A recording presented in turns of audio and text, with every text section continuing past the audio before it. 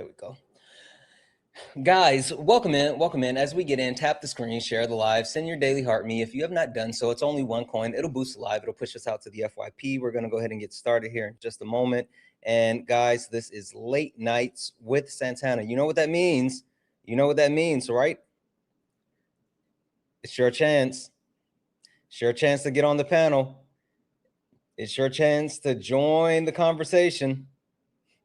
It's all about you.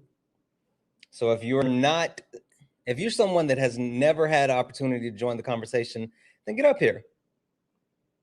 Get up here. We're going to go ahead and get started in just a moment. And this is literally about getting it off of your chest. That's what we're doing. We're getting it off your chest. So there's a lot that's been happening, and not just all around the world, but, in and out of these TikTok streets, right? So we are opening up the panel, and the conversation this week is going to be all about you. What's happening in the world? What topics do you want to talk about? What's on your mind? What's happening on social media, off social media? I'm going to do something that I normally don't do because I get this type of request all the time, but I normally don't do it, but I'm going to do it. I'm going to allow you guys to tell me, hey, Santana, I would love for you to talk about topic X, Y, or Z. And we're going to talk about topic X, Y, or Z. We're gonna see what you guys want to talk about when it comes to Late Nights with Santana moving forward.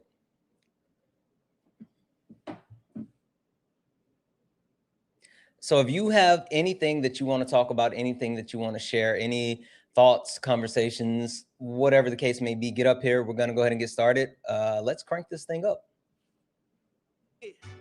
This ain't your regular panel. Nah, we speak the truth. Late Nights with Santana and Mama Jones watching. Better keep it clean. Let's go. Late Nights, truth in the convo. Everybody get a seat at the table. From the block to the books, we mindful. No screaming, just dreams and the Bible. One mic, one voice, we build bridges from the heart of the hood to the world's big issues. Politics, pay, different cultures, but the real ones listen before they rebuttal. Late Nights with Santana. Yeah.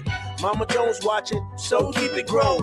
Ain't about flexing, this is purpose zone. Santana hold it steady when it might get hot, but we ain't here to fight, we here to connect the dots. Yeah. Late Nights with Santana. You already knew. Late Nights with Santana. Late nights, no static. No highlight reel, just the soul's reflection. No shade throwing, just connection. From streetwise truths to deep reflections, we turn hard talks into blessings. They say they run a game, we build new rules. We here to heal, uplift, and break the old rules. They kept us boxed in, divided by fear, but you find us lined up when the truth appears. Yeah, weekly topics, hearts wide open, no judgment. Just motion, real ones are talking, no cussing. Cause Mama Jones still watching, no fronting. Yeah, Late Nights with Santana. You already knew. Late Nights with Santana. Late nights, no static. Yeah, Mama Jones watching, so keep it grown. Ain't about flexing, this is purpose zone. Santana hold it steady when it might get hot, but we ain't here to fight, we here to connect the dots. Mama Jones watching, so keep it grown. Ain't about flexing, this is purpose zone. Santana hold it steady when it might get hot, but we ain't here to fight, we here to connect the dots. Weekly topics, hearts wide open, no judgment. Just motion, real ones are talking. Guys, just get in, tap the screen, share the live, send your daily heart. It's only one coin. Yeah. Late Nights with Santana. You already knew. Late Nights with Santana. You said it's stuck in your head. That's good. That's good. That is absolutely good. Welcome in, guys. Welcome in, guys. Tap the screen, share the live, send your daily heart me. It's only one coin. It'll boost live and push us out to the FYP. And we are getting ready to get started. And guys, this week on Late Nights with Santana, it's all about you. It's all about the conversations that we want to have in the community.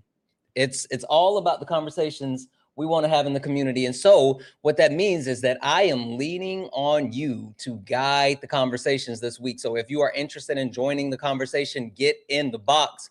Go ahead and request up. The panel is open for any and every one. And what that means is I want to talk about what's happening in the world, not just in the US, but all around the world. There's a lot happening, of course, and there's a lot of people that are kind of scared about some things. People are kind of fired up. Some people are like, this is what we need to do. This is how we need to do it, whatever the case may be. And I'm like, all right, that's fine. If that's the case, then you get up here and you make the case and we'll figure it out. But also, there's been a lot going on lately on TikTok and social media as a whole. We all know that social media can be one of those places where it's a lot of good stuff that happens at times, right? But there can be a little bit of drama, a little bit of this, a little bit of that. There's a lot that happens on social media. If you guys have been having any issues or questions or comments about things that have been happening in and out of these TikTok streets, get up here. If you've ever watched late nights and you said, man, I wish Santana would talk about this, man, I wish Santana would have an actual late nights about this or late nights about that, get up here. Because I don't listen. I don't usually let people dictate to me as far as what they want to hear on late nights, but this is your opportunity. This is your opportunity. If you've ever wanted a chance to say like, hey, can you do a late nights with Santana, a week of a conversation about, then get up here. Last but not least, I want commitments. I want commitments. We're going to get commitments from you guys because the end of March is the end of Q1 of 2026. That means we got 9 months left in this year, which is fucking crazy. It's blowing by. Oh, excuse me, not effing. Freaking crazy. Had to shift gears. And with that being said, there's a lot that we can still accomplish before this year ends. So if night 4, you guys know we're going to be looking for those commitments. So again, only request up if you are ready to join the conversation. And I know for a fact, I know, my bad. Holy smokes. No, it's not sparring. Get up here if you're interested in joining the conversation. As I bring you in, guys, please mute yourself. As I bring you in, please mute yourself. And we will go ahead and get these conversations started. And like I said, I want to hear from you guys. And so, hey, thank you for the star map. We're going to rotate people in and out, and we will allow people to have their voices heard. It's going to be a great night. If you're over on YouTube, Twitch, Instagram, and you want to join the conversation, you don't have to leave where you are. Just click that link. The link is listed in the pinned message where it says join the combo. If you want to join the conversation and you're on another app, if you're not on TikTok, all you got to do is click that link and you can get over here. I'll drop it in the chat again. All right, so we're going to go around the panel and we're going to do some quick introductions, and then we'll go ahead and get started. Boss Lady Fun, how are you? I'm good. How are you? Wonderful. So for anyone who doesn't know, this is one of my amazing mods who always shows up and shows out.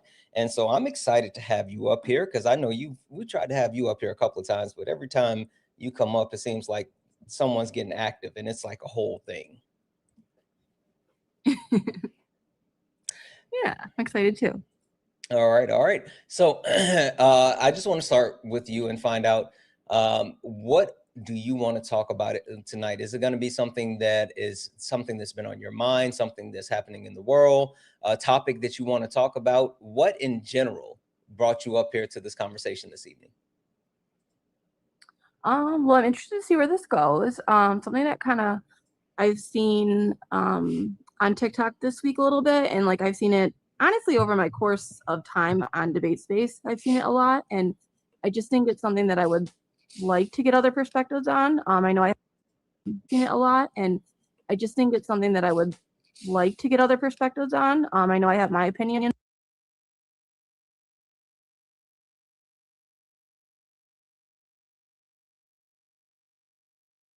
Or call out things, right? But then there's a line where you're not supposed to. Where do we draw that line? Where does the harm come in? But then where are you also lacking on not calling something out? And that like fine line is kind of like what I wanted to have a conversation with anyone that's willing to. Yeah, can you say it one more time? For some reason there was a glitch and Sure. Can you say it one more time? I'm sorry. Do you know your screen's green too, just by the way?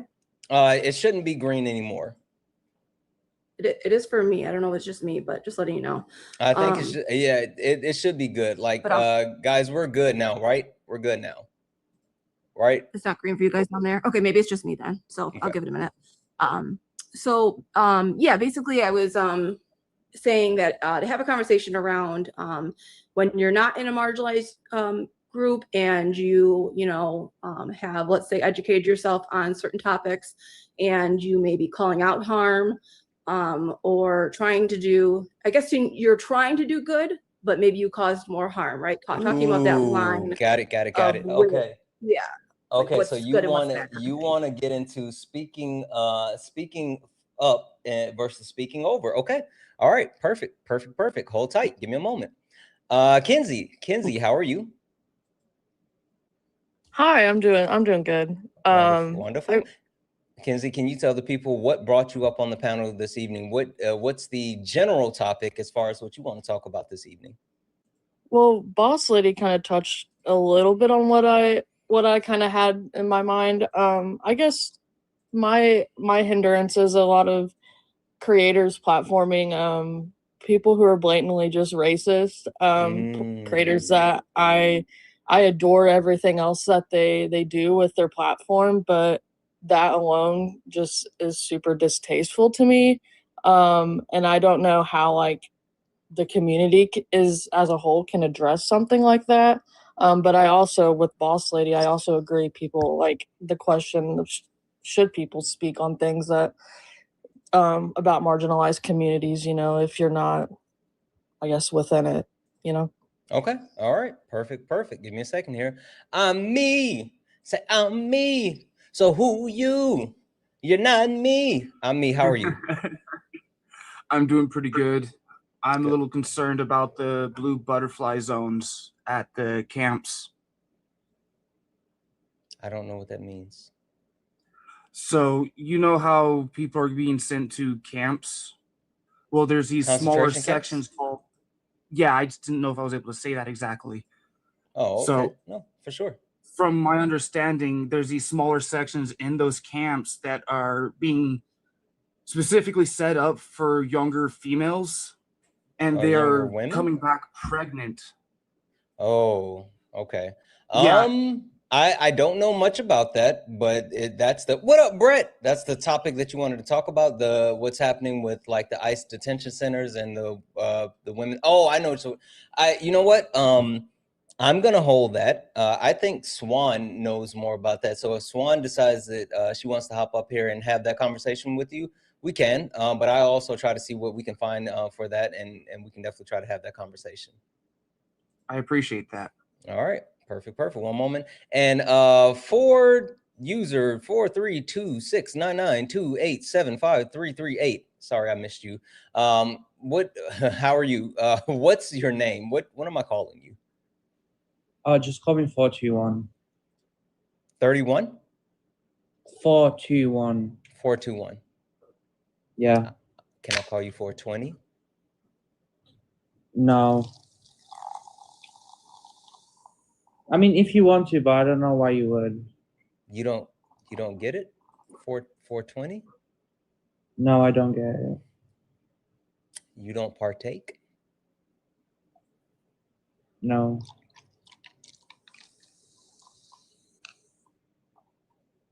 I don't know what that is. I'm lost. That's okay. It's okay. 421. What did you want to what brought you up to the panel to have the conversation this evening? A mix of things, but since Kenzie and Boss Lady touched on whatever they were talking about, I hate followers. I hate people that just follow an ideology because it's a popular thing to do. So I feel like people who are not part of that community, advocating for that community, is just stupid, and they're just doing it to fit in and be liked and seem righteous when they're not actually. Okay, so did you come up here to gripe or actually like have a conversation? Because it seems like you're a little bit crabby. You okay? No, You this is just okay? my personality. You got a crabby personality? You're a little bit. I mean, a little snippy. Yeah. Okay, we're not going to do that here, but we can definitely talk. Give me a second here. All right, guys, we're going to go ahead and get started. If you are interested in joining the conversation again this week on Late Nights, we are here to talk about the things that you want to talk about. And that means what's happening in and out of the US, all around the world. If there's anything happening on or off social media, we can talk about it. If there's any ideas or topics or anything that you guys want to actually cover on late nights and we have not had the opportunity to do so, then you guys get the opportunity to tell me. And night 4, you know how we do on night 4, we will be looking for some commitments. So if you are interested in joining the conversation, even if you are not on TikTok, all you gotta do, click that button, get up here, and let's talk about it. Let's talk about it. I'm gonna go ahead and bring Swan up because I want Swan to be able to cover that conversation. All right, Boss Lady Fun, I'm going to start with you. So you spoke on wanting to be able to have the conversation as far as like marginalized communities, but not necessarily. Sorry. I've been off for a week. Sorry, guys. Sorry. Guys, all right. Before we get started, I want to remind the people here on the panel that to use TikTok friendly language. What does that mean? That means using words like pew pew, unalive, C19, mustache man, things like that. Things that will not only protect your TikTok, but protect the live. And I want to remind everyone that this is a safe and friendly community. What does that mean? That means that we don't deal with any of the isms, racism, sexism, classism. We also don't do any of the phobias, homophobia, transphobia, none of that. We don't play that on the panel nor in the chat. Speaking of the chat, remember, caps are for mods. Please, please, please do not use caps. Caps are for mods. It'll draw my attention away from the panel and to the chat, and we don't want that to happen. We want to be able to have this conversation. Last but not least, guys, keep tapping the screen. Let's go ahead and get the likes up. Let's get the likes up to 50,000 likes. Also, I'm going to keep resetting the daily gift goal to the little 1-cent gift goals. It'll help boost the live, push us out to the FYP. And if you would like to support the live, if you enjoy what we do here on Late Nights, if you enjoy the community, the space, you want to keep this thing going, the way that you can support it is by donating. Cash App, PayPal, Venmo, pay links in the link tree in the bio. Santana speaks for you. If you're over on YouTube, you can send a super chat. I will read that out. That allows us to continue to do what we do here on Late Nights. Everything is accepted and anything is appreciated. Speaking of which, I want to go ahead and just give those quick shout outs. W's in the chat for Andrew. What up, Drew, who's over on YouTube, who sent a $1.99 super chat to say, I'm ready to talk, Santana. Get over here, Drew. This is your opportunity. W's in the chat for Samuel for the $2 super chat to say, let's talk about what's happening to trans people, to transgender people. Listen, we are going to talk about it. And last but not least, Kimberly used their YouTube membership to say, I want to. Ooh, suspenseful. Didn't add anything there. W's in the chat for all the donos, guys. You guys are amazing. Let's get it going. Boss Lady Fun. All right, floor is yours. You want to have the conversation around speaking up versus speaking over. So you said that you. What are your thoughts? I'll start there. Yeah, and for me, I don't even know if it's the speaking over necessarily. I mean, that's a part of it too, for sure. I would say, I guess I'm questioning when to speak up and when I guess not to. And if this helps, just like an example is if like you are trying to, let's say I'm a cis person and I'm trying to talk I a lot of times do lives and I'll hold it around like trans topics because that's the community I'm in mostly, and I educate myself on that topic, and I try to talk to other cis people, right, to try to get them to understand from our perspective the best we can, to empathize, not to speak from a trans person's perspective, just to get them to empathize as best as we can. That's how I try to reduce harm from my perspective, right? Now, granted, I'll always listen to a trans person. They were to tell me I did something wrong or overstepped, but that's kind of, I guess, what I'm getting at is in any space, whether it's a say I'm trying to speak on racism or something else, and am I where to draw the line, right, of causing harm and staying in your lane versus calling out harmful things, if that makes sense. Yeah, no, it does make sense. It's interesting because we actually, so Kay and I have talked about this, and we're at some point, we're going to loop back around and do intersectionality again. And one great conversation we had and with intersectionality, and the reason why I said speaking up versus speaking over is understanding where that line is, right? When you hit that line as far as advocating for someone versus speaking over that person, and even crossing the line. Because a lot of times a lot of people think that you can do you're using your voice to help when you could possibly perpetuate harm, right? So that's always an interesting thing. One thing that I had to remember, because I have a lot of friends that are transgender that I love dearly, and I'm very like fierce and protective about my friends, right? And so since I'm so fierce and protective about my friends, like there's not a lot that bothers me, but if you attack my friends, then like there's a problem. Like I'm really, like, you can say whatever you want about me, but if you actually mess with my friends, then like it's a problem. And the one thing that I learned when doing the intersectionality topic was like I can't get mad for my friends that are marginalized, because if I get so mad that I make other people mad, then it's going to put them in danger. And so that's like a huge thing. So I think there's a lot of people who think that they're doing good, that they want to do good. And I think that understanding the difference between like when using your voice is important, when highlighting other people's voices are important. But the one thing that I always try to say, Boss Lady Fun, is like when you have privilege, as I have certain levels of privilege. The whole point of privilege is using your privilege to protect those people without privilege, and allowing those people without privilege to have their voices heard, and you take those arrows and those rocks that are going to come at them, and you protect them with your privilege so they can be elevated. What are your thoughts? I think you said that, yeah, beautifully. Well, that makes a lot of sense. I think too, I guess what I realize in a lot of these conversations and things that I'll hear, like, say a conversation will happen, and I'll hear it from the cis person's perspective, and I'll almost empathize with them because I am cis, right? But then I'll hear, just to use again the trans community, say it from their perspective of how they felt they were harmed, and then it's like, oh wow, because I'm not in that group, I didn't see that harm. So I do understand that, right? Like, and I'm willing to obviously change my mind and be like, okay, I only looked at it from this perspective because I'm not in that group. So it's kind of like that as well. It's just is making sure that you're being self-aware and trying to analyze both sides, that you're only going to see it from your perspective. At first, you have to be willing to listen to the other people because you may be wrong. So I guess that is something I've had to learn along the way, is kind of realizing, oh, I might be wrong here. Like, this is the perspective I'm seeing it from now, but let me listen to these other people and then kind of reevaluate. Yeah, no, for sure. I'm going to keep you here for a second because I know there's like kind of some overlap between what you wanted to talk about and what a couple other people want to talk about. So I'm going to keep you guys up here, and I'm going to let you guys kind of bounce back and forth and actually speak on that. But one thing that I do want to read out, and this was great, this was sent to me on the back end, thinking about weight versus want.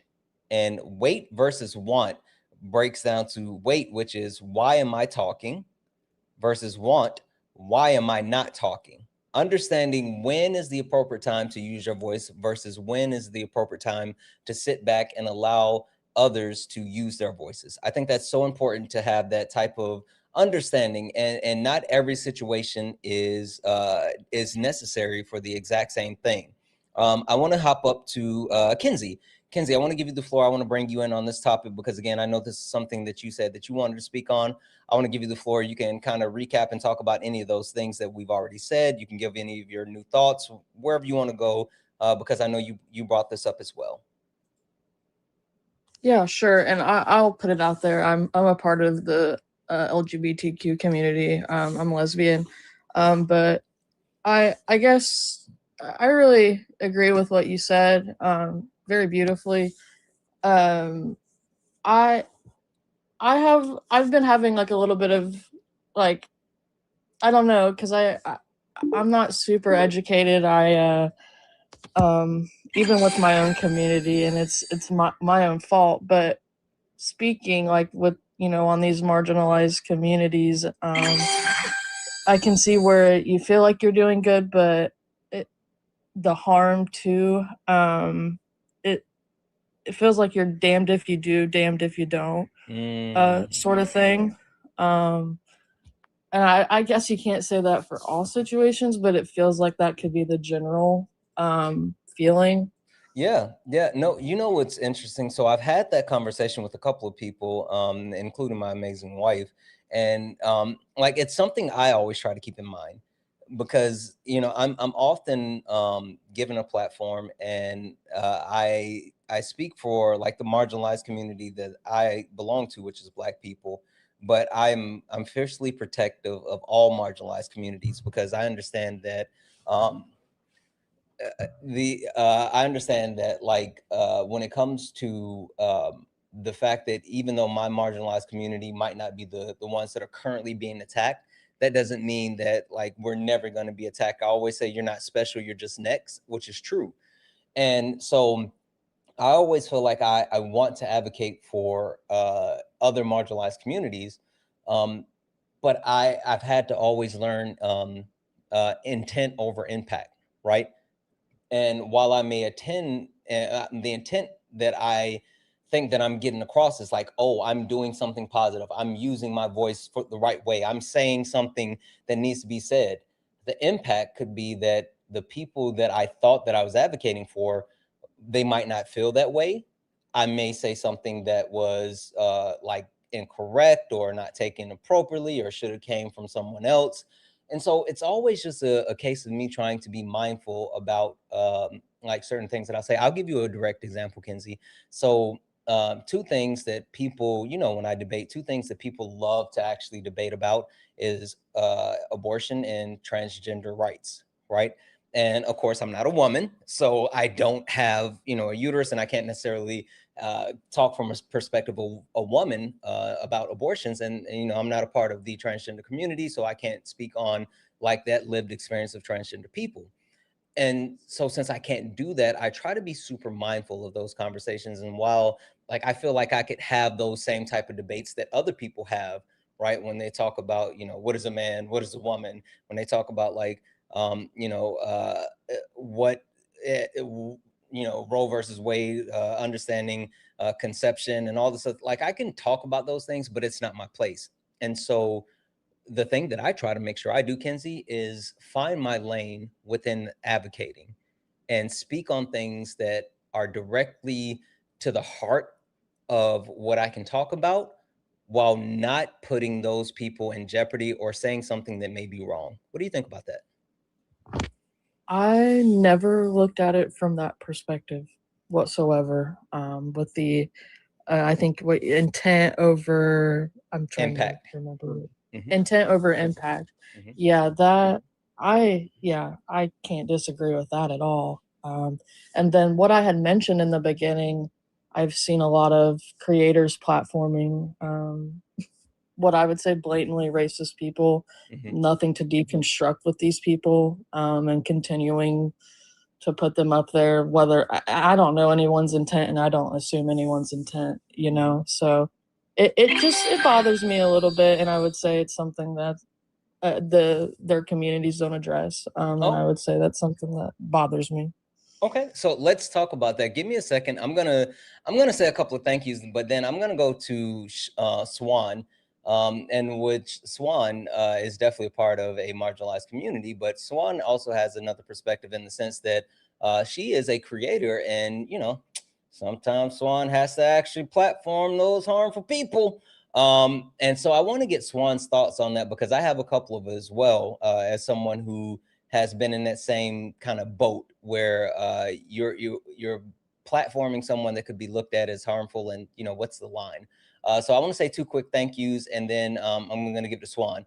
W's in the chat for Christine, guys. W's in the chat for Christine. Christine sent a $2 donation saying, "Hey Santana, so glad you're back. I like to nominate a topic of religion.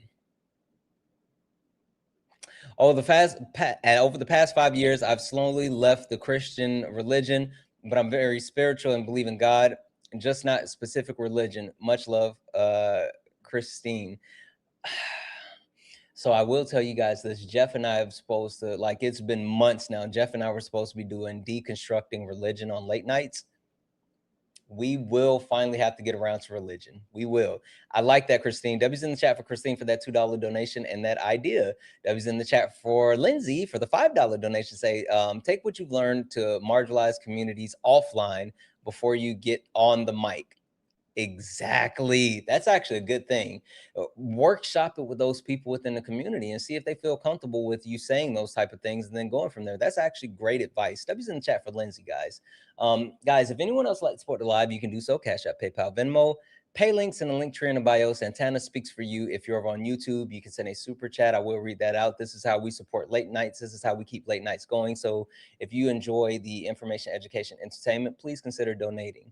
Swan, floor is yours. I would love to hear your thoughts on the overall conversation as far as speaking up versus speaking over when it comes to like marginalized communities, but then also, what do you think about like platforming people that can be harmful at times? Because hey, listen, sometimes we do it. Well, living in society as a Black woman, right? Where's safety at? Like, where's safety at? You know what I'm saying? So like for me, the threshold is going to be the temperature of the room and the audience, but those that are the ones that are impacted by like the those that are marginalized, what their threshold is, right? I'll pay attention to that. And then I'll also, obviously, depending on whatever platform it is that I'm speaking on, you know, they have to abide by TikTok rules and things like that, right?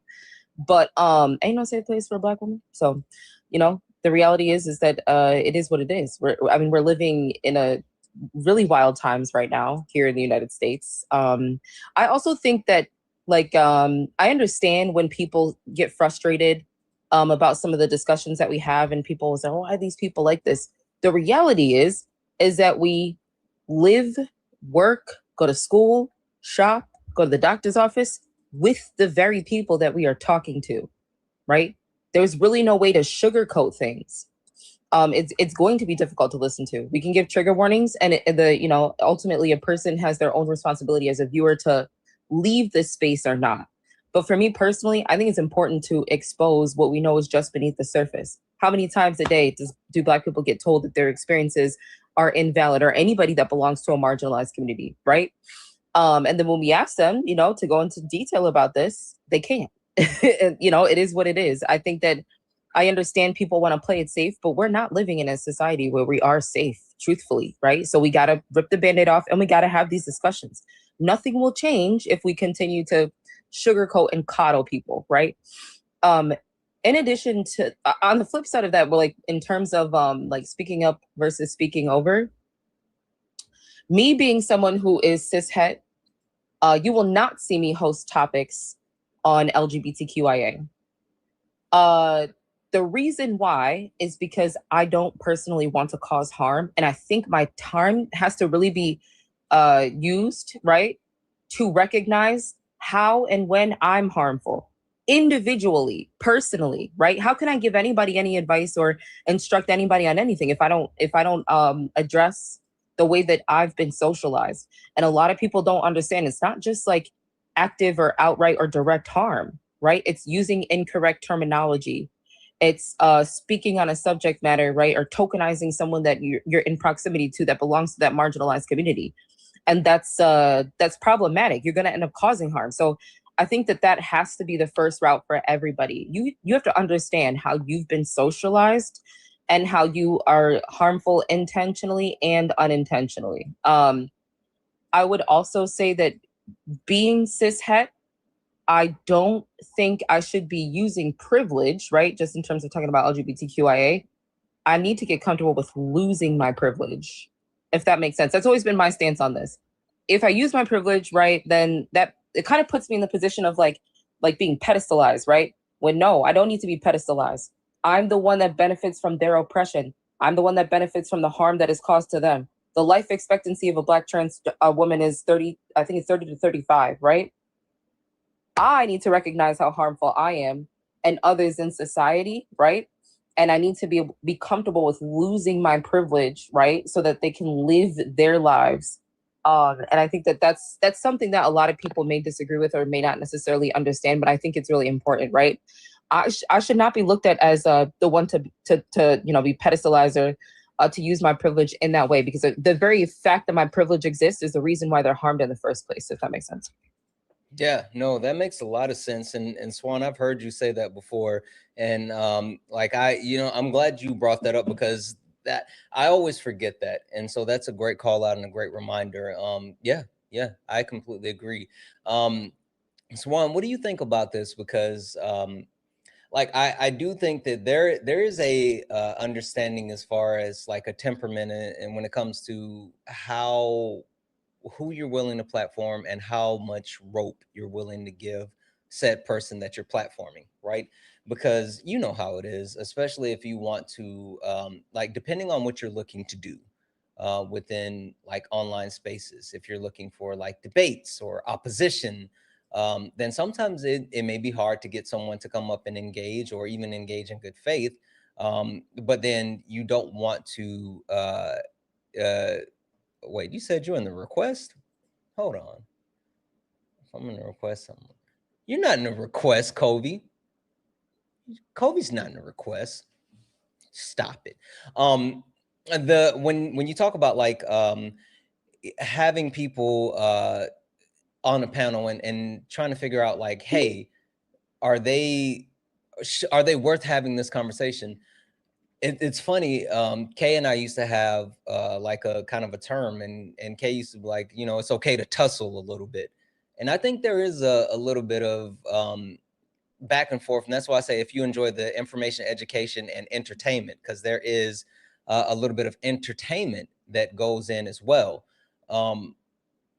Like, how do you know when to cut that line off? Because sometimes people cross that line, and sometimes like you don't see it until it's right in your face. How do I go about like dealing with the harm? No, how do you identify the harm, and like, all right, this is time to pull the ripcord? Because I used to be really bad on that, and I used to really depend on management, and I depend on Kay to tell me like, hey, like, okay, this is enough. Because I would be so like locked in where I'm at, and not realizing that I need to like pull the ripcord because there's harm. So I think there's a couple things that you got to do. I know for me, I have my moderators in a space where we chat only. On the back end, somebody will be checking profiles, some will pay attention to what comments are being made in the chat, and then some mods will also recognize that someone did something really harmful on another person's live at a different point in time. So I think that that's like one way. The other is really just excuse me, y'all know I do pay to kick, right? So if the audience gets tired of it, they can drop them from the panel. But I think that that's really I would say the two best ways for us to go about it. Over time, when you start to have these discussions, you'll hear certain things, and then you kind of know where somebody may be going with the conversation. So you might be able to, stop them from getting to that point. I think it's very important that when we're talking to people, whether it's a debate or a discussion, right, that you have to become aware of that. That is something that you have to become aware of. And I think that it's really important for people in our position to find a way to put that harmful individual into like basically submission verbally, if that makes sense. I don't know if that makes sense. I hope it does. But take control of that conversation and challenge the things that they're going to say, right? Someone may say something that's harmful, and I'll be like, well, wait a minute. Did you just say that? What you just said, right? Is that you're okay with racism? Is that what you're trying to? And then they get a little flustered and they kind of back off. So it depends on the situation, but those are the ways that I would go about encountering or dealing with any harm that comes up to my panel. I'm a Black woman, so I'm gonna get harmed. Yeah. They're gonna request up. They like to do it for fun. So yeah, no, absolutely. Brett said he does pay to redact. You guys know how I feel about that. So I'm gonna pass it to 421 for a second, and then Boss Lady Fun, Kenzie 421. I'm gonna swap all three of you guys out after this, because kind of your topics were related, and I want to make sure that we're having more. We get a chance to get more people in, And so if you are interested in joining the conversation, please go ahead and get in the request. This is not just about one topic. This is about any and everything. This week is all about you. It's what you want to talk about. So if you want to talk about what's happening in the US, if you want to talk about what's happening on the world stage, if you want to talk about what's happening on social media platforms, whatever you guys want to talk about in and out of the internet, then you can talk about. Also, I am taking requests for late nights. A lot of people said like, hey, I would love to hear you talk about this or that or whatever. If you want to have that opportunity, this is your opportunity to get up here and talk about it. And last but not least, towards the end of the week, I'm going to be taking commitments from you guys because we're rounding down and we're getting ready to close out Q1 of 2026. That means we're only going to have 9 months left in this year, and we got to make something shake, right? So if you are interested in joining that conversation, get in the box. Any and everyone is welcome. I promise you I'm going to try to get people in and out and get as many people up here as possible. But this is only night 1 of 4 nights. So everyone, we will try to get an opportunity to get everyone in. Last but not least, if you enjoyed the space, if you enjoy late nights, please consider supporting it. Cash App, PayPal, Venmo. Santana Speaks for You. If you're over on YouTube, you can send a super chat and I'll read that out. Tap the screen, share the live. Let's get the likes up to 100,000 likes. 421, floor is yours. We've been kind of rounding out this topic and we're speaking about like marginalized communities and speaking up versus speaking over. You had something that was you were saying that you don't think that having that conversation with people, it can be performative or things like that. What are your thoughts as far as now with everything else that's been said? Oh my goodness, where to begin? What was being said on this live, to be honest, I found it kind of pathetic because I do believe that all these people here are extremely performative. Why do you And talk like that? like what? Every time that you get ready to speak, then you like it's the rich. Have you guys ever heard like the rich white guy? Anyway, Cadence. So you're saying everyone on the panel's pathetic? Majority. Why? What makes us pathetic and not you? Because I don't create TikTok pages asking for money, and yeah, that I don't ask for money on wait. TikTok. So we're pathetic because we're on a TikTok panel having an open dialogue about things that actually impact people in real life. But you're not pathetic because you have a fake profile picture and a user 4321 blah blah blah blah blah. So we're pathetic because we're willing to actually put our faces out there and have real conversations. But you're not pathetic because you are hiding. Well, I'm not hiding. I just don't like having my face on TikTok. It seems like And you're hiding. Hey, and 421 honestly, question. Why are you coming up here to throw stones but then hide your hand? Like for you to come up here and you to say that everyone on the panel is pathetic, but yet you are too much of a coward to actually say who you are or quote unquote put your face on the screen. That's a little disingenuous. Why should it's not anyone about even being. listen to anything that you have to say if you're not up here in good faith? Who said I'm not up here in good faith? Well, I mean, you coming up here and trying to denigrate anyone for quote unquote being pathetic, but at the same time exemplifying pathetic, that's, it's laughable. So, according to you, not having a profile picture is pathetic. No, according to me, having you come up here as a nameless, faceless profile on a social media app, but yet you are criticizing people that are talking about real world conversations and issues that are impacting people on a daily basis. I think that's pathetic. The fact that you're sitting here trying to judge people, but yet you don't actually have the testicular fortitude, as I would say on sparring, to actually say it I with love your that chest. word. Anyway, listen, I'm sorry for interrupting. Those were just thoughts. I apologize. Go ahead. You were talking about how pathetic you are. Yeah, that's great. I loved your monologue. But to my point, I would respect you if I believed that you were actually advocating for your community, but I don't. I think this is all fabricated so you can make money. Okay. Okay. Yes. Is there anything else that that was the words of wisdom that you had, the gems that you wanted to bestow on us. Okay. Yes. Does that make I- you Can I feel respond better? to him? You can, Kobe. I was gonna pass it to you. You got it.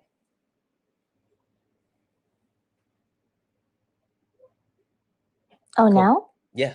Floor is yours. Okay, so first of all, And I just remember, got this is here, late nights. but That's why I had to keep it kind of, Mhm. demure.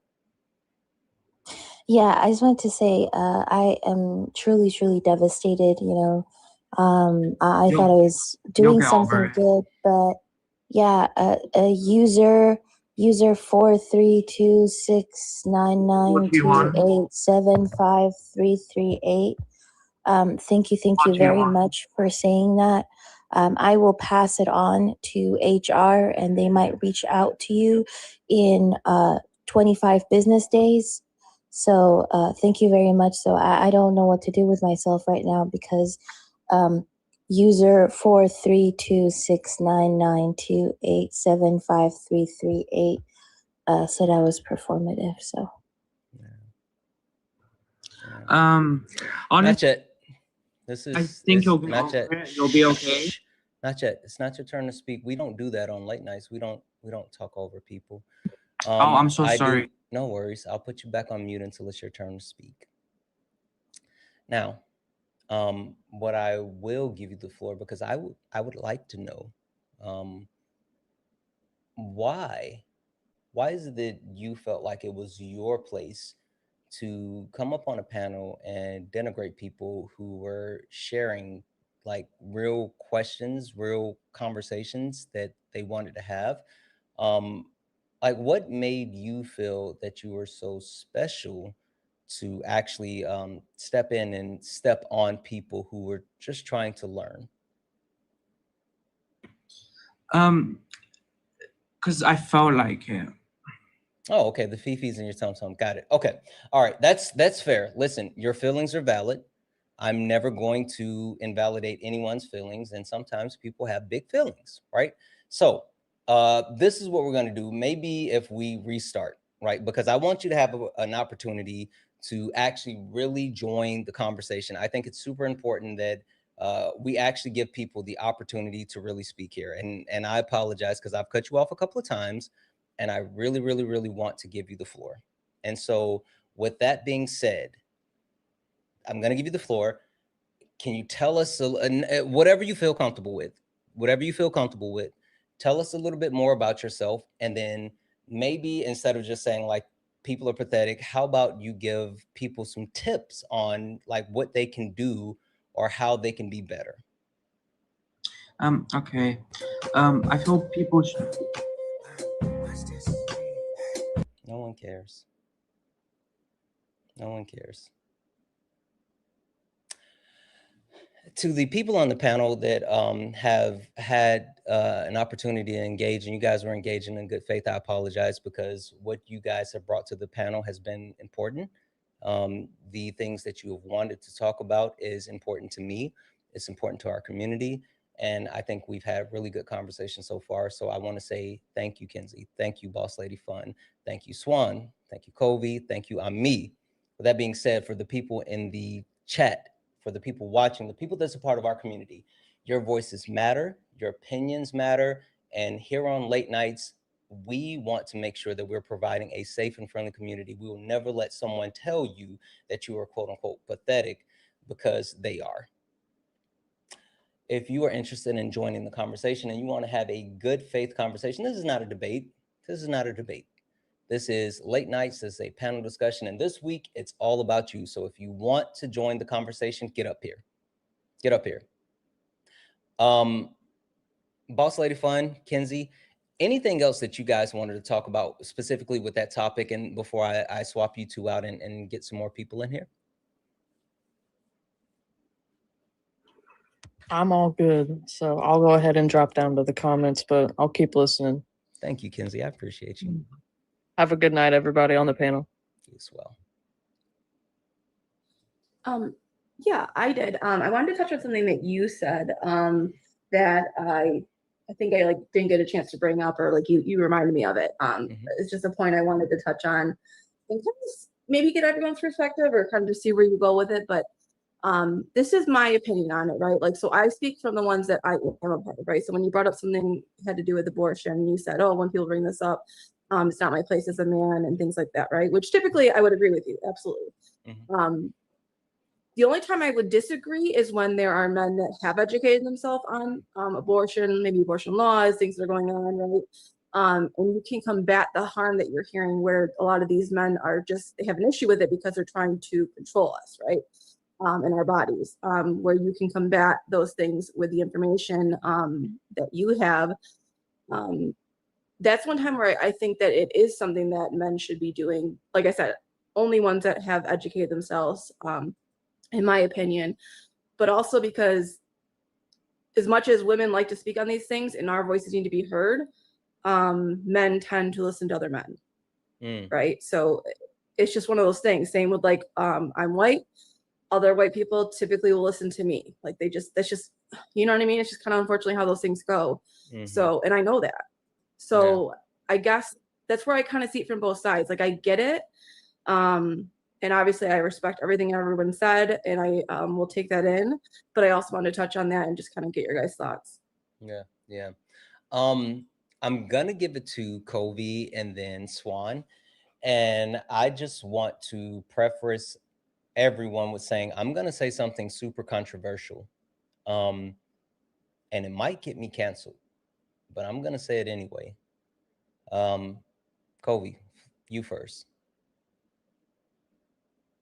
Wait, hold on. I want you to open up Pandora's box first, though. You first. Okay. Okay. So ultimately, I do think it could be a good thing if a person is educated enough.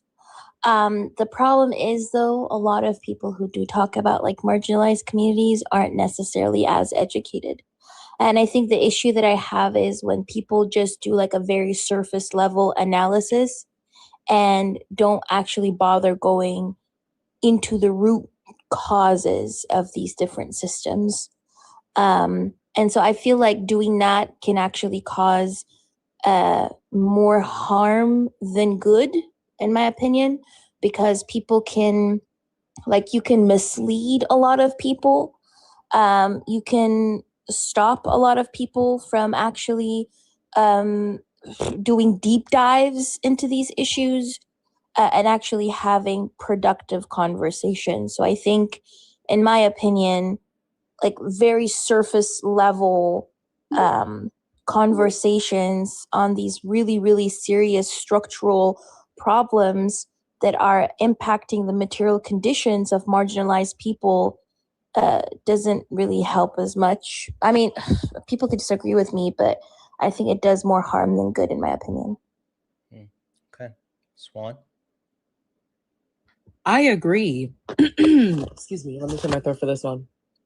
Some of y'all out here think that you know what there is to know, and you think that you're protecting marginalized communities, when in reality, okay, this is a performance.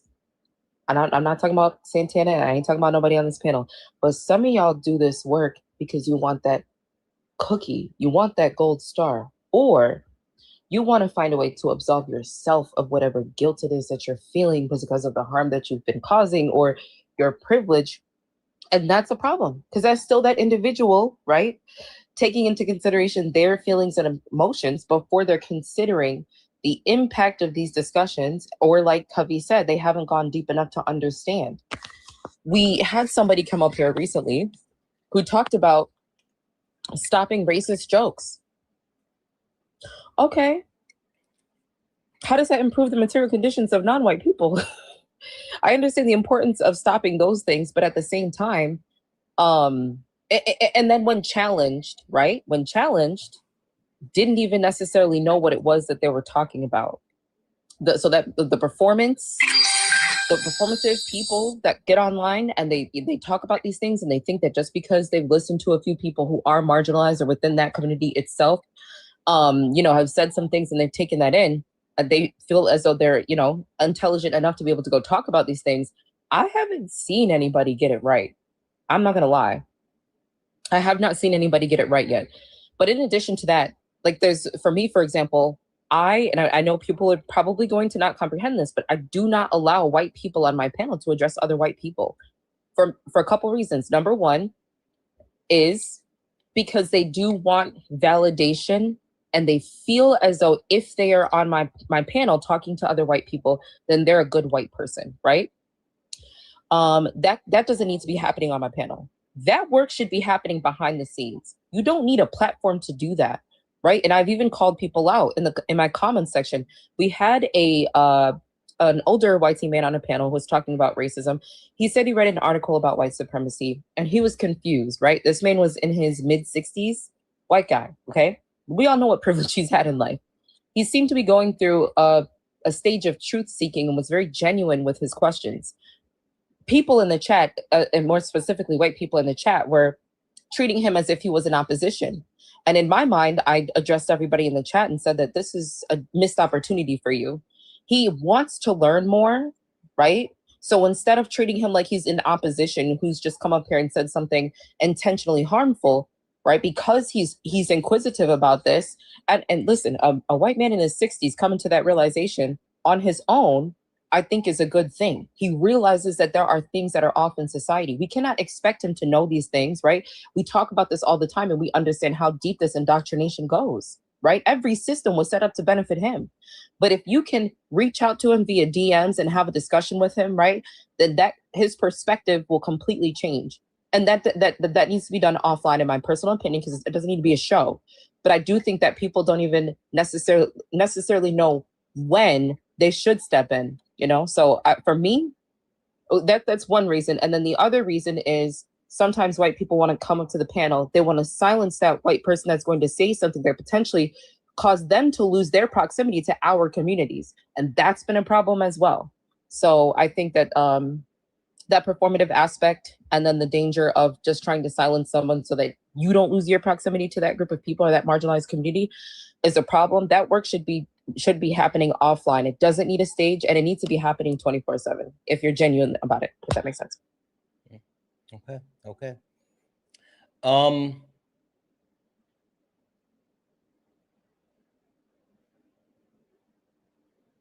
So I'm going to say this, and this may not be a popular statement. This may not be a popular statement. This may not be a popular sentiment. So Boss Lady Fun, for anyone who doesn't remember, Boss Lady Fun said, you know, in certain cases, using the example of men speaking on abortion, and like if a man is well educated, should he still speak up even though like he doesn't have a uterus and things like that. As a matter of fact, let me do this really quick because I'm gonna read this donation out because I might not get another donation after this. W's in the chat for Jenny for the $5 donation said, wish I could give more for these great things you say and you do to educate everyone, especially while me as a white woman and my teen daughter. Me as a white woman and my teen daughter. My daughter is Latino. I learned a lot from you and I appreciate you so much. Much love. Much love to you. Also, W's in the chat for Mark for becoming a late night tuber over on YouTube.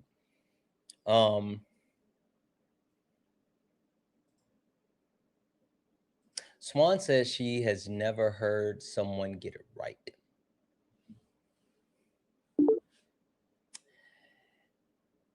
I've heard one person get it right.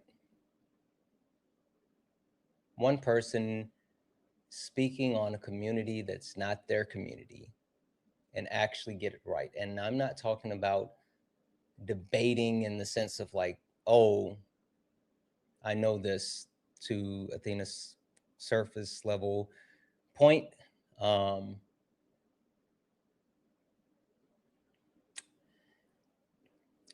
Jones,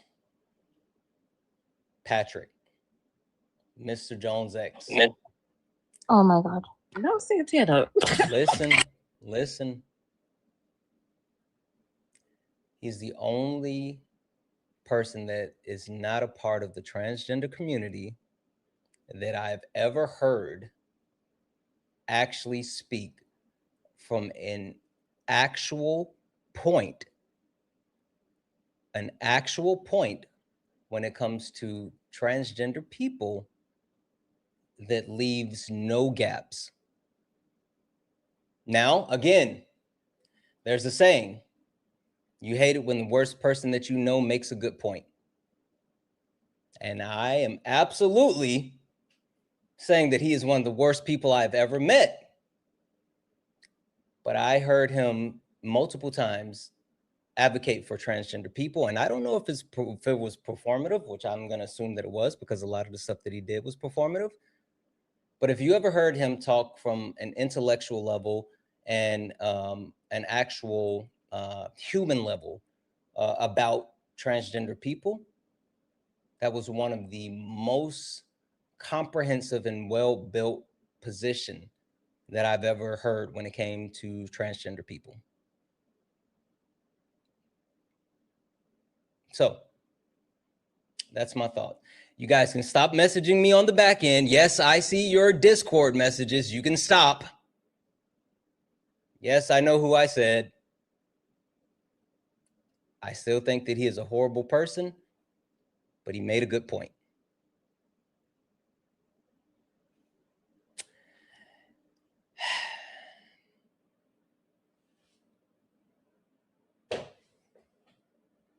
Athena, say something. Come back in the live. You were up here on the panel. Oh my goodness. Yes. Wait, hold on. Why am I getting called out? Listen. Because you're the only other person at this point that yeah. Go ahead. Yeah. I also do think that Mr. Jones was really good at building community gardens, in my opinion. No. Boots on the ground. Anyways, also, can I say I find Phil broing also really irritating. I think that's something that really is so, like, leaves a bad taste in your mouth when you see people, especially people who do not belong to said marginalized community, treating these very serious topics as like a debate that you win, you know, like Phil broing it. To come there with all their philosophy terms and all these different things. Meanwhile, people in real life are literally dying because of these issues. And people sit online and are like, oh, I'm just doing this for fun. You know, I just have like some time on my afternoon, so I'm just doing this for fun. I think that is really irritating, in my opinion, especially when, like, what are you doing? Like, what are you doing other than Phil broing a topic? Like, there are so many different people on this app who Phil bro topics that don't impact them in their demographic, but they're not actually doing the real work to help the communities that are being marginalized, right? Are you doing mutual aid? Are you doing community building work? Are you actually educating yourself on the root causes of these issues? And also, one thing I wanted to end it with, anybody who is discussing these topics but still supports capitalism, you haven't actually done the work to dissect these systems. Because a lot of these things go back to capitalism. And you can't be pro, like, Black liberation if you're pro capitalism. These are two different, like, there is an oxymoron. The moment you become pro capitalism, you are anti the liberation of Black people. And so then why are you talking about Black issues as like a non-Black person then, and not addressing the capitalism as a point? Yeah. So it's just very surface level conversations, no dialectical like analysis at all. So yeah. And that's the point that that, like, I always worry about, because even like in the example that I use, even if you feel like it could be someone that's speaking from a place that they hit all the buzzwords, they know all the terms, they actually know the information, if there's no substance behind what they're doing, then it's still problematic. Even if it seems like it's coming off as a positive, it's still problematic. And so I think there's a lot to be said about that. All right, Boss Lady Fun, I'm going to drop you down. I appreciate you.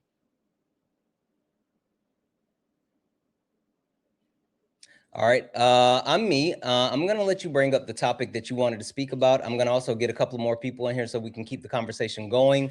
And again, the conversation has to be around, we're gonna be talking about any of the things that we're having conversations about. But as I bring people in, please, please, please mute yourself and we will get you in the conversation in just a moment. All right, I'm me. You were bringing up the concerns that you had when it came to the young women that were being held in ICE detention center, and I said Athena might have some information about. I'm not Athena, but Swan. But go ahead, because I heard Swan talk about that at one point.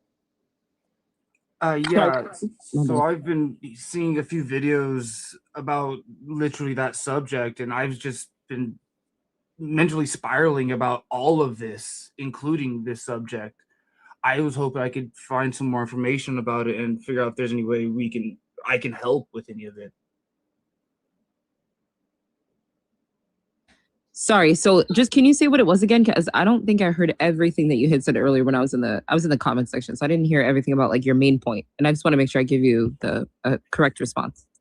Yeah, absolutely. So I was bringing up in the ICE detention centers how they have a small section called the blue butterfly zones for young females to be like segregated, and a lot of them are coming back up pregnant, and they are being shipped to Texas, from my understandings. Like throughout all of America, being shipped to Texas after they come up pregnant. Yeah. So this women, is something that I think not is females. Sorry, go ahead. Women.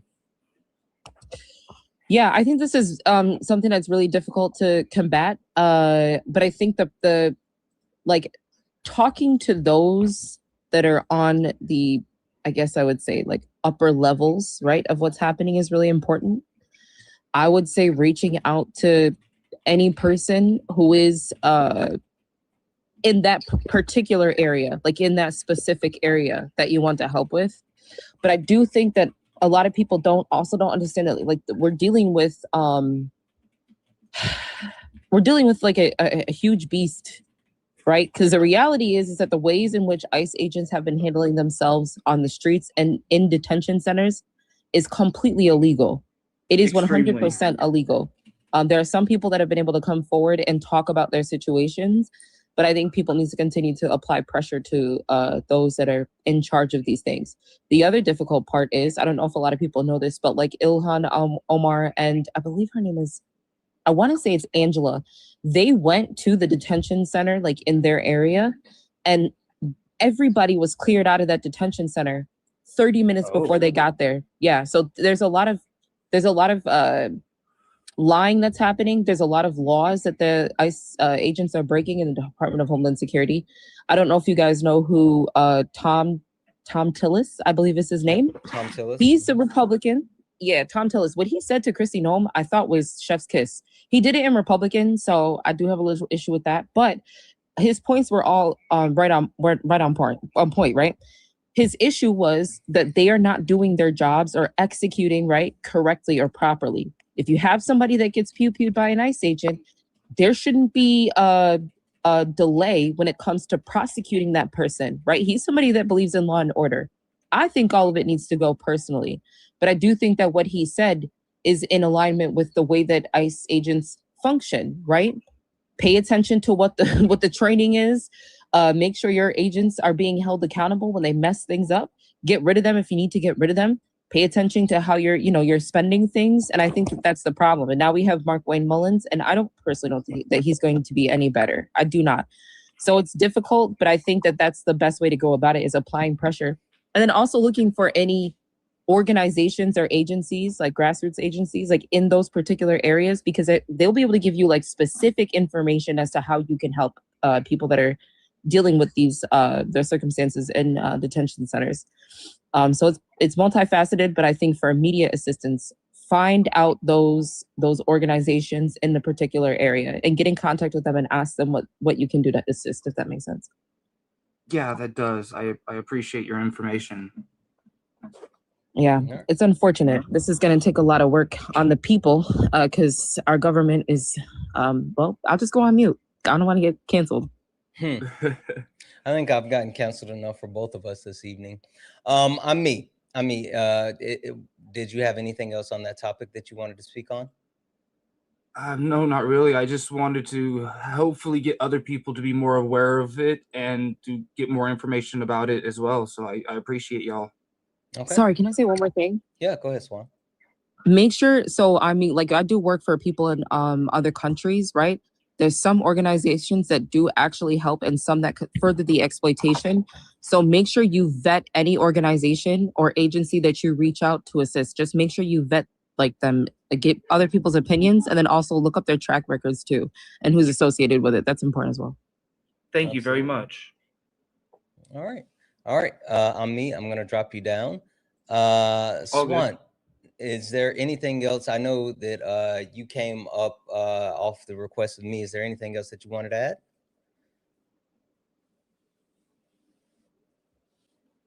Yeah, I'm gonna say what I said earlier in another panel before I drop down. I think that I hear a lot of people wanting to use solutions that have been helpful in the past, but I need people to understand that we're dealing with fascism right now. This administration has broken so many laws and they have completely obliterated the security or the false sense of security that people have had when it comes to our government. Right. And I'm talking locally all the way up to, this administration. And it's a problem. And I think that people need to understand, because our circumstances are so dire and because our circumstances are affecting marginalized people in other countries, people need to understand that the solutions that were solutions in the past are not going to be enough right now. They are not. And that's a reality. I need everybody to understand that we're dealing with fascism. I hear people talking about midterms, but understand midterms with who? This administration that we're dealing with, that people voted into office. That's just the reality of our circumstances. People really need to understand that those tools that we would use in the past, or we would think that they would be, of assistance, aren't going to work when we're dealing with these the situations that we're dealing with right now. And it's going to get worse. I want people to know and understand that it's going to get worse. People need to start educating themselves and they need to start thinking outside of the box. But yeah, I'll just land there. Yeah, absolutely. Absolutely. Thank you so much, Swan, for coming up. I really appreciate you. Thanks for having me. I appreciate it. All right. All right. So this is what we're gonna do. I'm gonna, like I said, get a couple of the new people in. I got something I want to make sure that I say as well, and we also have someone over on YouTube. So we're gonna start with Drew, who is over on YouTube, and I'm glad that Drew reminded me that he was there. Drew, I just took you off mute. Drew, what brought you up to the panel? What's something that you actually want to talk about this evening? Hey, I heard an echo. I'm not sure what that was. It kind of scared me for a second. Yeah, it was someone else that was coming in over on TikTok. Okay, I got you. So two things. One, don't give the full topic, just give the general. Yeah, I got you. So the first one is just kind of a vague question, more of an advice thing, definitely from a political influencer like yourself. And then the second one, as you said, late nights are about us. So I want to talk about me and my future career and how some of the things that are going on in the world can affect me and what we can do about it. Yeah. Absolutely. All right, perfect. Athena, give me a second. I'm going to come back to you. Just 2 seconds. Cass, welcome in. What in general did you want to talk about this evening on Late Nights? How are you? I appreciate you having me up. This is not what I wanted to come up to talk about, but I will mention that in New Jersey, there is a third facility that DHS just purchased and the state just sued. So hopefully that it continues to go well, but I just wanted to say it just for some more awareness. But I did come up to talk about non-members of a community speaking out for the members of a marginalized community, and as to whether it's beneficial, and like how you put it, speaking for or speaking over, which I think is really well put, because I think in the past couple of days my message has been misunderstood by a lot of people. And because I am a trans man, and I was bothered by what had happened in the past week But I do believe that it's important for cis people to speak up for trans people and to stand up for. But I just think it's the content and the nature, the method and the way it's done that is the focal point. I think communicating with members of the community that you claim to be advocating for is crucial prior well, hold to hold on, Drew. I don't want you to go too far yet. I don't want you to go too far. Hold on to it. This is just the overview, and then we'll get into it in just a moment. All right, perfect. 1 second. Dean, how are you? What brought you up to the panel? What's the thing that you wanted to be able to talk about this evening?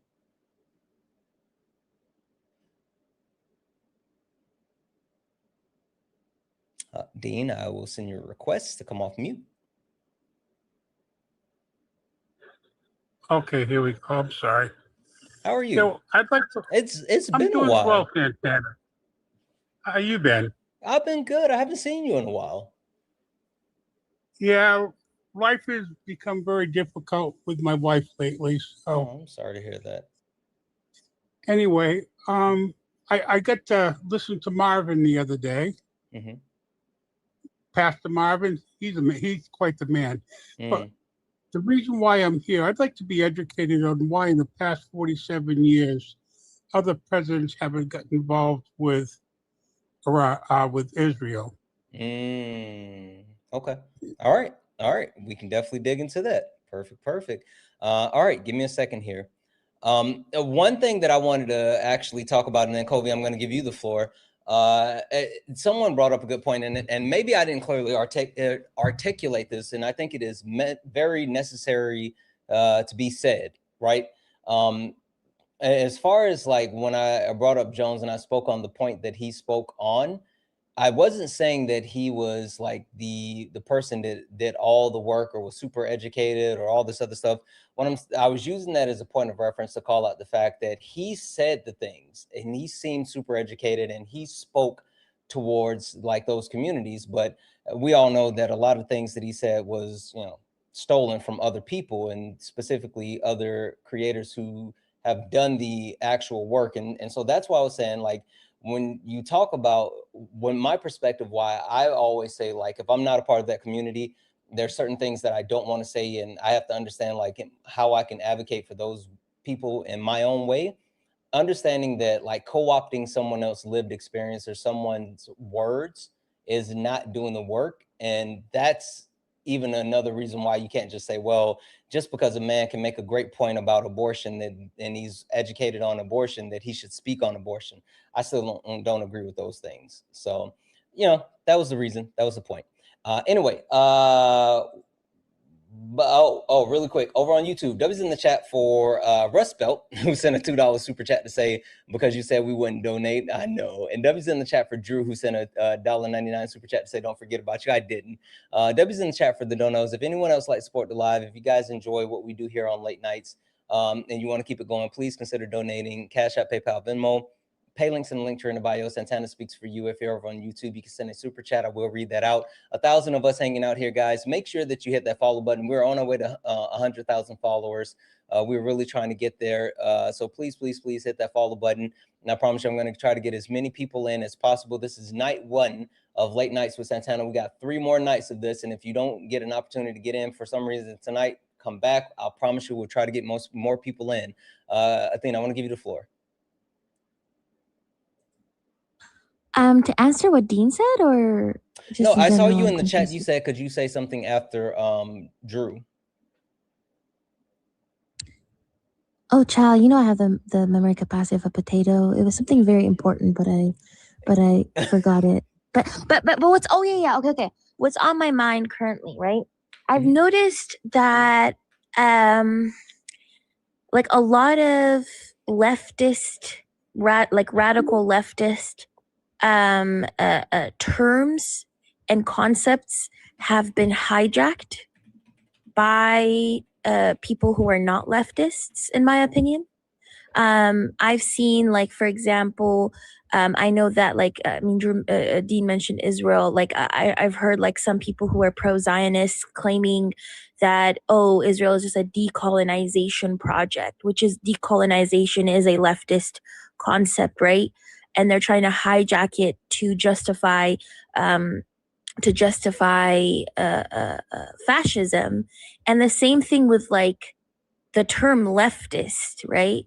I've seen a lot of people claim that they're leftist, but then they're pro-capitalism. We can see the screen, by the way. I don't know if you knew that. But I've seen a lot of leftists or liberals, for example, claim that they're leftist, but then they're pro-capitalism. Like you become a leftist starting at the point of being anti-capitalism, right? So this is also something that has been on my mind lately, in that a lot of leftist concepts, radical political terms are being hijacked by people who are not leftists to tarnish what they even mean and to change up their meaning. And I think that to me is a very, very, very worrying, because why are you trying to change up the meaning of radical terminologies that are supposed to be used to label the systems of oppression that we go through, or that are supposed to be used for liberation purposes of marginalized communities? Because nothing good can come out of tarnishing and changing up the meanings of these terminologies, right? So that's also one thing that has been on my mind. Okay. Listen, I'm with it. I thought you were gonna say something else, but I'm not gonna. I'm gonna leave it. Guys, just FYI, I probably was, to be fair, but I forgot. I probably was gonna say something else, but I forgot it, to be fair. Just FYI, so I put Drew on the screen over on TikTok so you guys can know that he was here, because he's over on YouTube. And thank you. Yeah, I don't want to leave you out, Drew. All right, we're gonna go ahead and get the conversation. Or Jared, I'm sorry, I skipped you. Holy smokes, Jared, I apologize. Jared, what what brought you up to the panel? I see what I mean to you. I see what I mean to you, Santa. I'm kidding. Sorry. What do you want to talk about this evening? I could say there's a lot of things on my mind. Things like how individualistic we've become when the world has become so more smaller and connected. But I think the main thing that's on my mind is how tired of capitalism I am. Specifically, while I go through this job search, and how people like me and others are just square pegs and circle holes, or however the phrase goes when it comes to the corporate world. Yeah, that whole instance of being a cog in the machine, I completely get that. Absolutely. Thank you. Really quick, W's in the chat for over on Twitch, Heated Cow, who just resubscribed for 2 months. W's in the chat for you. W's in the chat for Lotus, who resubscribed for 1 month.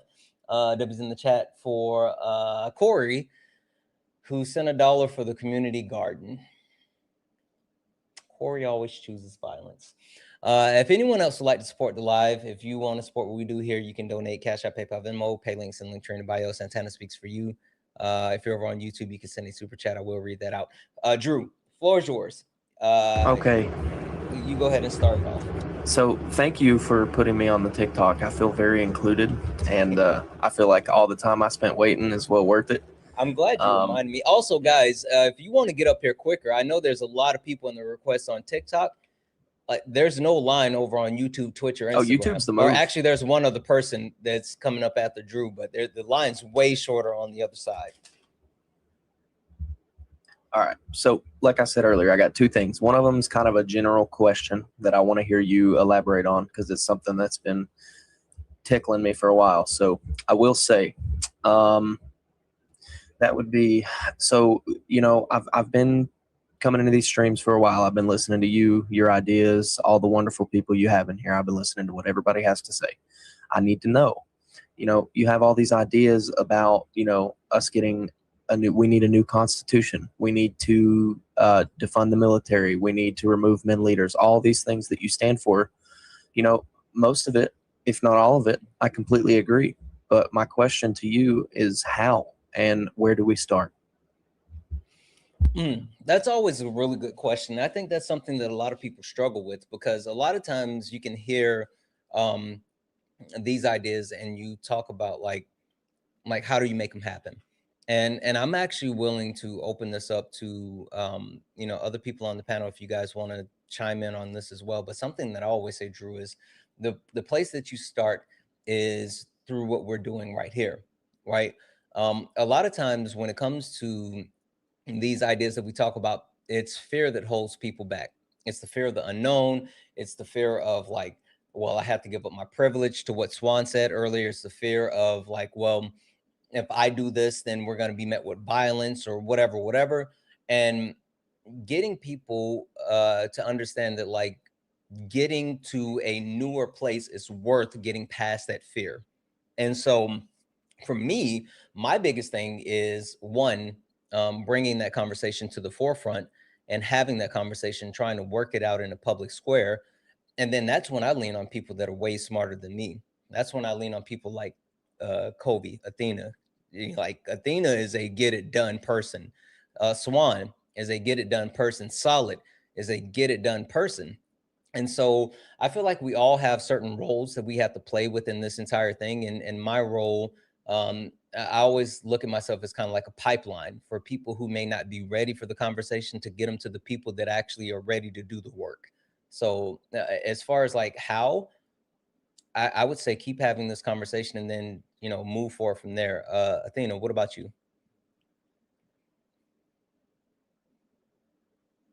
Oh, sorry, one second. I have to. Oh, I'm away from my phone. I have to take care of my mom. 1 second. Okay. Yep. Yeah. I'll give Jared, Cass, Dean. I know this is kind of putting you guys on the spot, but any thoughts from you about what I just said or what Andrew just said?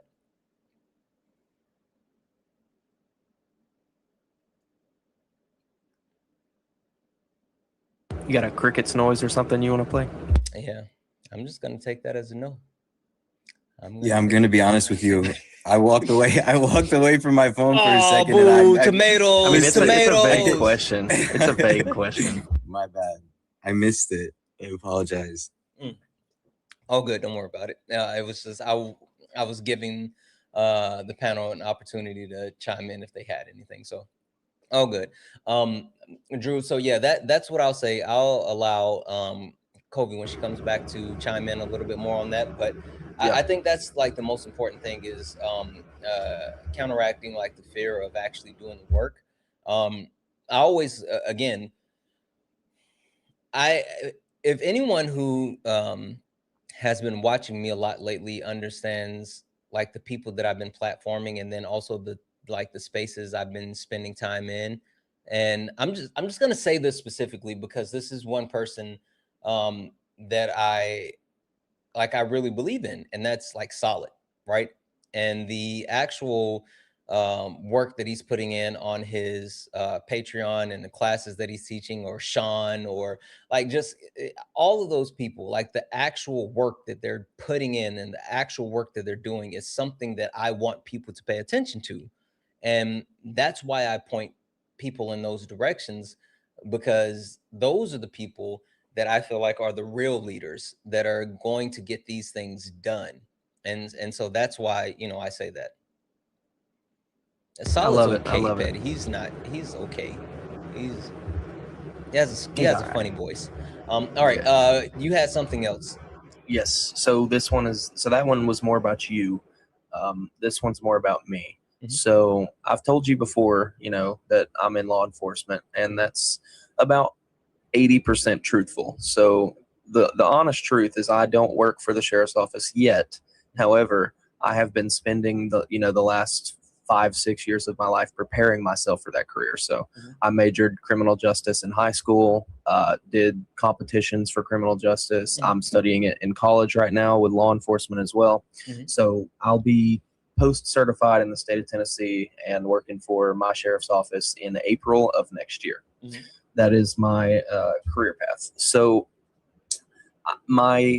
what I want to get off my chest and what I want to know is, with things, I'm not educated on ACAB. I know that it stands for all cops are bastards. I understand the premise that, it's because police officers work for a corrupt system in many cases, and police brutality. I completely understand that. But my reasoning for wanting to go into law enforcement is because I had a very rough childhood, and excuse me, I had a very rough childhood, and I use it as motivation to want to, improve other people's lives. I want to be there to help other kids who were like me when I was young, and that's a big thing for me. So my intentions going into law enforcement are obviously to do what every aspiring Leo says they want to do, is protect the community and, help everybody. But I genuinely feel that way. And that's what attracts me to the career so much. So I say all that to say, what would your advice to me be, knowing I'm going into a career full of people who shouldn't be in said career, right? And there's nothing that separates me from them right now, because nobody knows what I'm going to be like when I start at the sheriff's office. So what would your advice to me be in that situation? Sure. Give me 1 second. Chat. Lock in. For each and every person that's in the chat right now doing what you're doing, stop. Period. I understand people feeling when it comes to the police. I understand the feeling as far as how harmful they are. I understand all of those things. And so do I. But we do not do that here. And you guys know better. I expect better of you, because this is the best chat on TikTok. Stop. And Santana, real quick, to touch on that. Oh, sorry.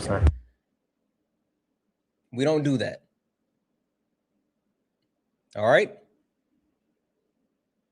Okay. One more thing real quick. Sure. I was going to say, I'm not in the chat right now. I don't know what's being said, but I just want it to be clear. The premise of my question, and like what I'm saying in general, is that I know the reputation of police. I know what has happened. I know, it goes all the way back to Rodney King, George Floyd. I understand these things completely. And that's why I'm asking this question, because I want to go into this profession full of no goods and be a good. That is my standpoint exactly. Yeah.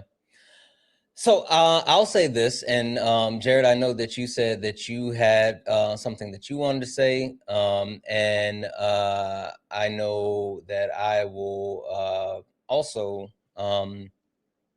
I don't have my Discord up, but I will send someone who has a better background in history and understanding than myself. I would love for them to join the conversation. Boom. But this is what I'll say, right? Understanding the history of the police throughout the United States of America, and just the negative impacts that it's had on multiple communities as a whole. It's been something that is harmful, right? And while it is absolutely something that is harmful, I understand the place that it currently plays in our society. I think there's a lot of things within our society that have to be revamped. A lot of things within our society that has to be abolished. A lot of things in our society that needs to be different.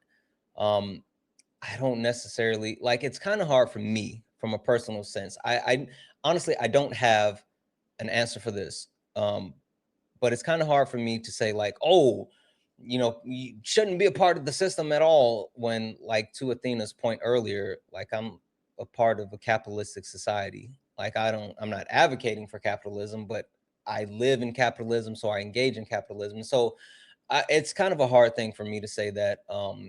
I'll just leave you with the thoughts of the road to hell is paved with good intentions. So there's that. Kay, gonna pass it to you.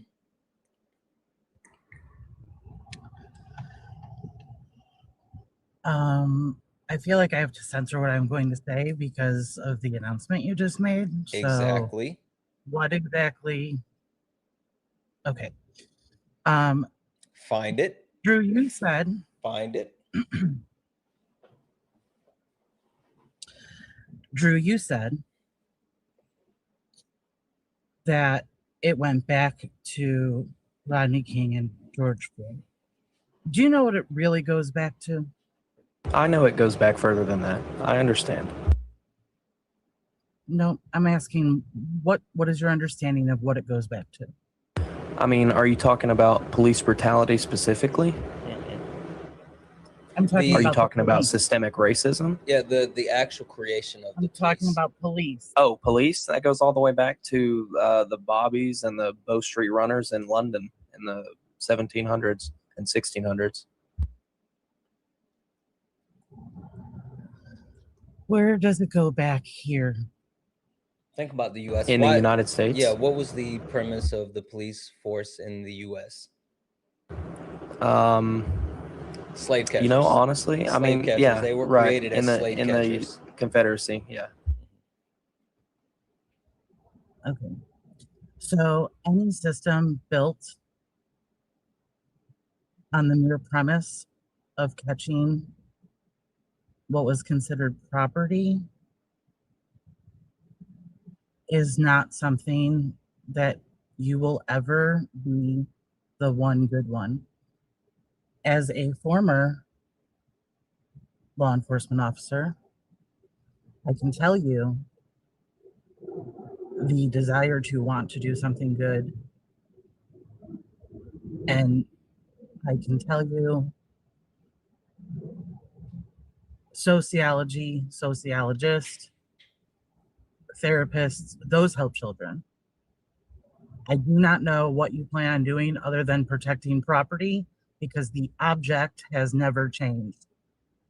The amount of people who say that you can retrain, extra change, train it out of people, it doesn't change. All it does is uphold white supremacy. All it does is protect property with corporations. It's reactionary. It's superfluous.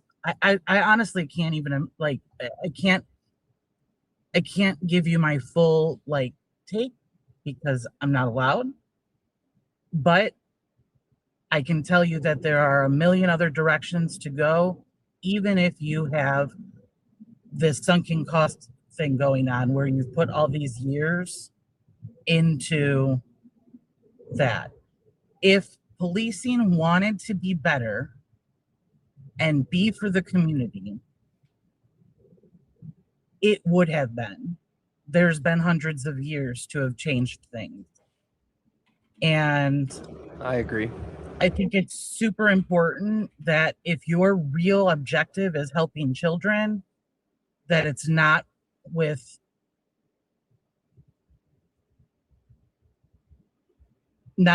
what this is like what you're saying. Like I'm that was full to in sorry. Abolishing the police. There's absolutely no need.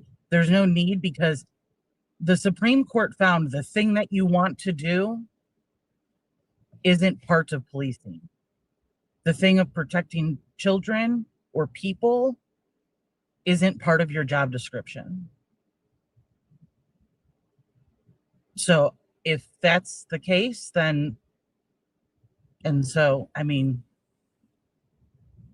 I'm not sure. Well, I don't want to step boundaries here, so I'll take the question. Well, if you got one. Okay, you know, Yeah. you know the points that you can go. You know how we do here. The biggest call out, and I'll say this for the people in the comments that's wondering, like what that's about.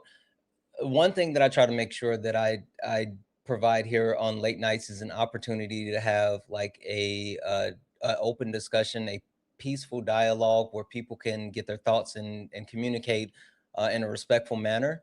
And especially when someone's coming from a place of like seeking knowledge or seeking to be better, I don't want to just like outright bash people and like engage in a lot of harmful things that happen in other chats, right? And so that's why I called out the chat earlier, not because it's like, oh, we can't say certain things, but it is because I want to make sure that we keep things productive and we're not just attacking people in these conversations. And so that's why we do that. But Kay, you got it. Go ahead, Drew. Okay, yeah. So I was just gonna say, obviously it's a deep conversation, and I would be more than happy to connect with you and have that conversation. I don't want to take up Santana's time because it's a lengthy one, but I understand your point, and I want you to understand as well that I said that my childhood motivated me to want to be a law enforcement officer.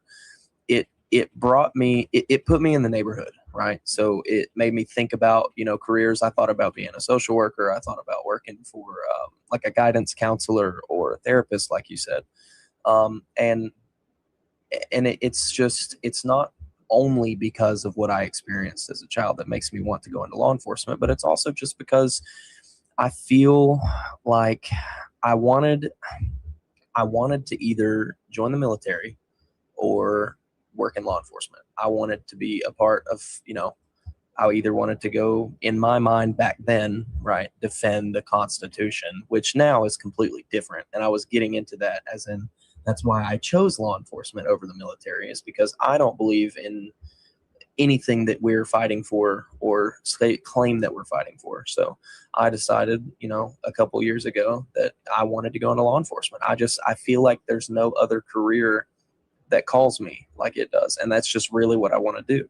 Now, I understand the premise of what you're saying, but I can't imagine a society without the police. And I don't think it would be a safe one, because while the police do a lot of bad, obviously they also do a lot of good. They put a lot of people in jail that are dangerous, violent, and unsafe to be in society. And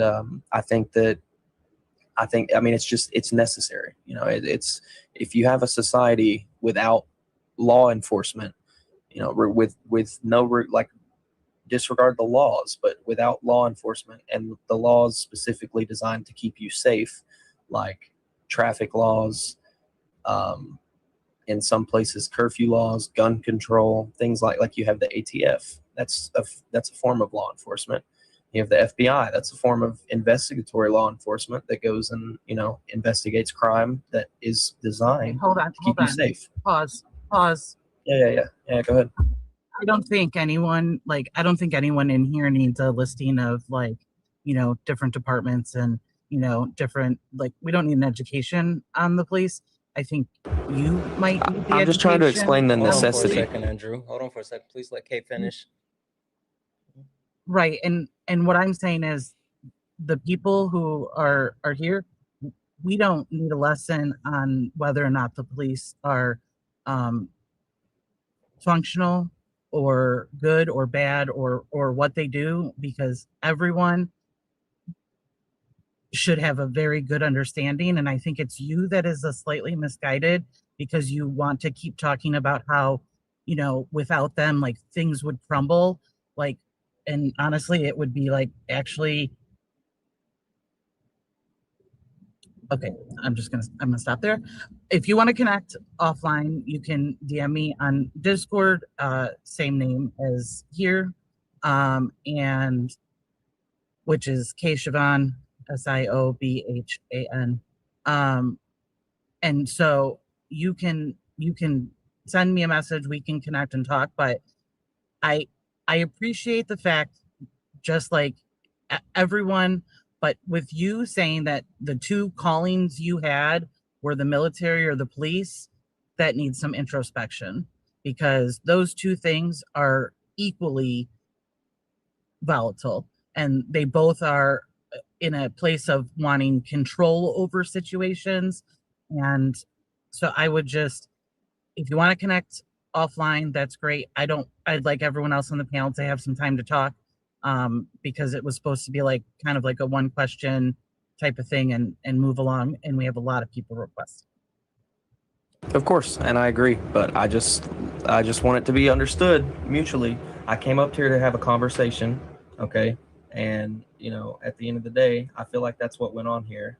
But I will say, you can't make a claim that you think we should abolish the police entirely and expect me not to respond to it. Just hold on for a second. Yeah. I get what you're saying. You are passionate because this is something that you have put a lot of time. I love it, man. Yep, I understand. Time, energy, and effort. The reason why I brought Kay up here is because not only do I trust Kay, but I understand her history, her background, and even more so, the reason why I've been speaking to the chat is because I want this to continue to be productive. Drew, because there's people saying Trump supporters deserve zero respect. Yeah, this is not a Trump supporter. This is someone within our community. This is someone new to our community who isn't fully there and doesn't know all the things, but Drew is learning. But part of learning, Drew, is being open to things that will make you uncomfortable, right? And when you start to feel that uncomfortable, feeling that uncomfortableness, I'm very uncomfortable. Yep, you got to sit in it. You got to sit My in it. face is red. I'm not upset, but I'm just no. uncomfortable. I don't You have to sit back and you have to sit in that discomfort and you have to think about why it's making you uncomfortable, because that's going to make sure that we actually get to a place where you're bettering yourself. So Drew, I appreciate you coming up. I appreciate you joining the convo. And I'm going to drop you down so we can keep everything moving. Okay. Yes, sir. Kay, it was nice to meet you. And Santana, it's good to talk to you again. Y'all have a good night. All right. Thank you. Go Vols. Stop saying that. All right. I'll thank you, Kay. I appreciate you. Kay. Yep. You did a good job.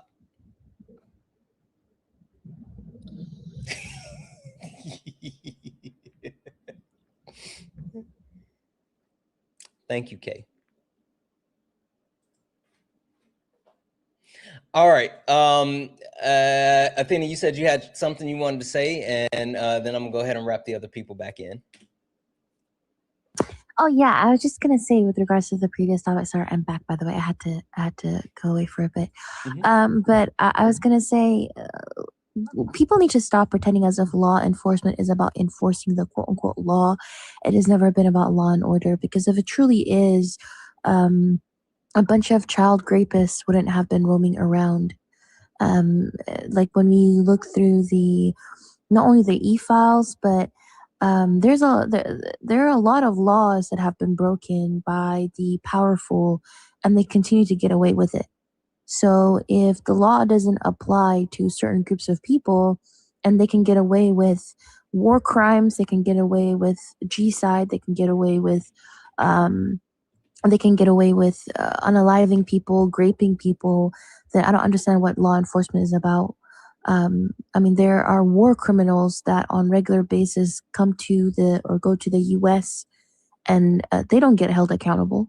So where's the law enforcement there? I'm pretty sure Netanyahu, who has an arrest warrant out on his name, was in the U.S. multiple times. He wasn't detained. Why wasn't the law applied then? Hemeti, who's the leader of the RSF, his brother was in Washington, D.C. in like November, I think, of last year. Why wasn't he detained for the war crimes and the genocide he's participating in, right? So it's not about law. This is just a dog whistle, by the way. It's like a right-wing dog whistle. Yep. All right. Really quick, because I want to make sure. Oh, whatever. I want to make sure that we. I'm sorry, I read something, guys. I want to make sure that we get to the few people left on the panel. I know we're running a little bit later on time, and there's a million people that want to get up, but I want to, finish having this conversation. Jared, I'm gonna start with you. Floor is yours. What did you want to add? You were talking about capitalism and the society that we currently live in. Yes. Can you hear me fine? I had to switch to headphones. I'm sorry. Mm-hmm. Okay. I guess the thought is that the need for a quote unquote job and being a cog to survive in a capitalistic society, and how really what's on my mind is how draining and beaten down I am by it. I have never fit into the corporate world, but I have worked those jobs for the sake of survival. And it's a system that I feel is really, really doesn't benefit most people. I think with ADHD and neurodivergencies and being creative, a system where people that want to work a normal 9 to 5 can do it, but I'm more centered, I'm more happy, I'm more focused when I can work on what my passions are. That like if I could just wake up, mod sparring, work on my novel, and do things, I'd be happier. And it's just the way I just think capitalist society is more and more, I'm realizing, designed to keep us in place and keep us in line. Yeah.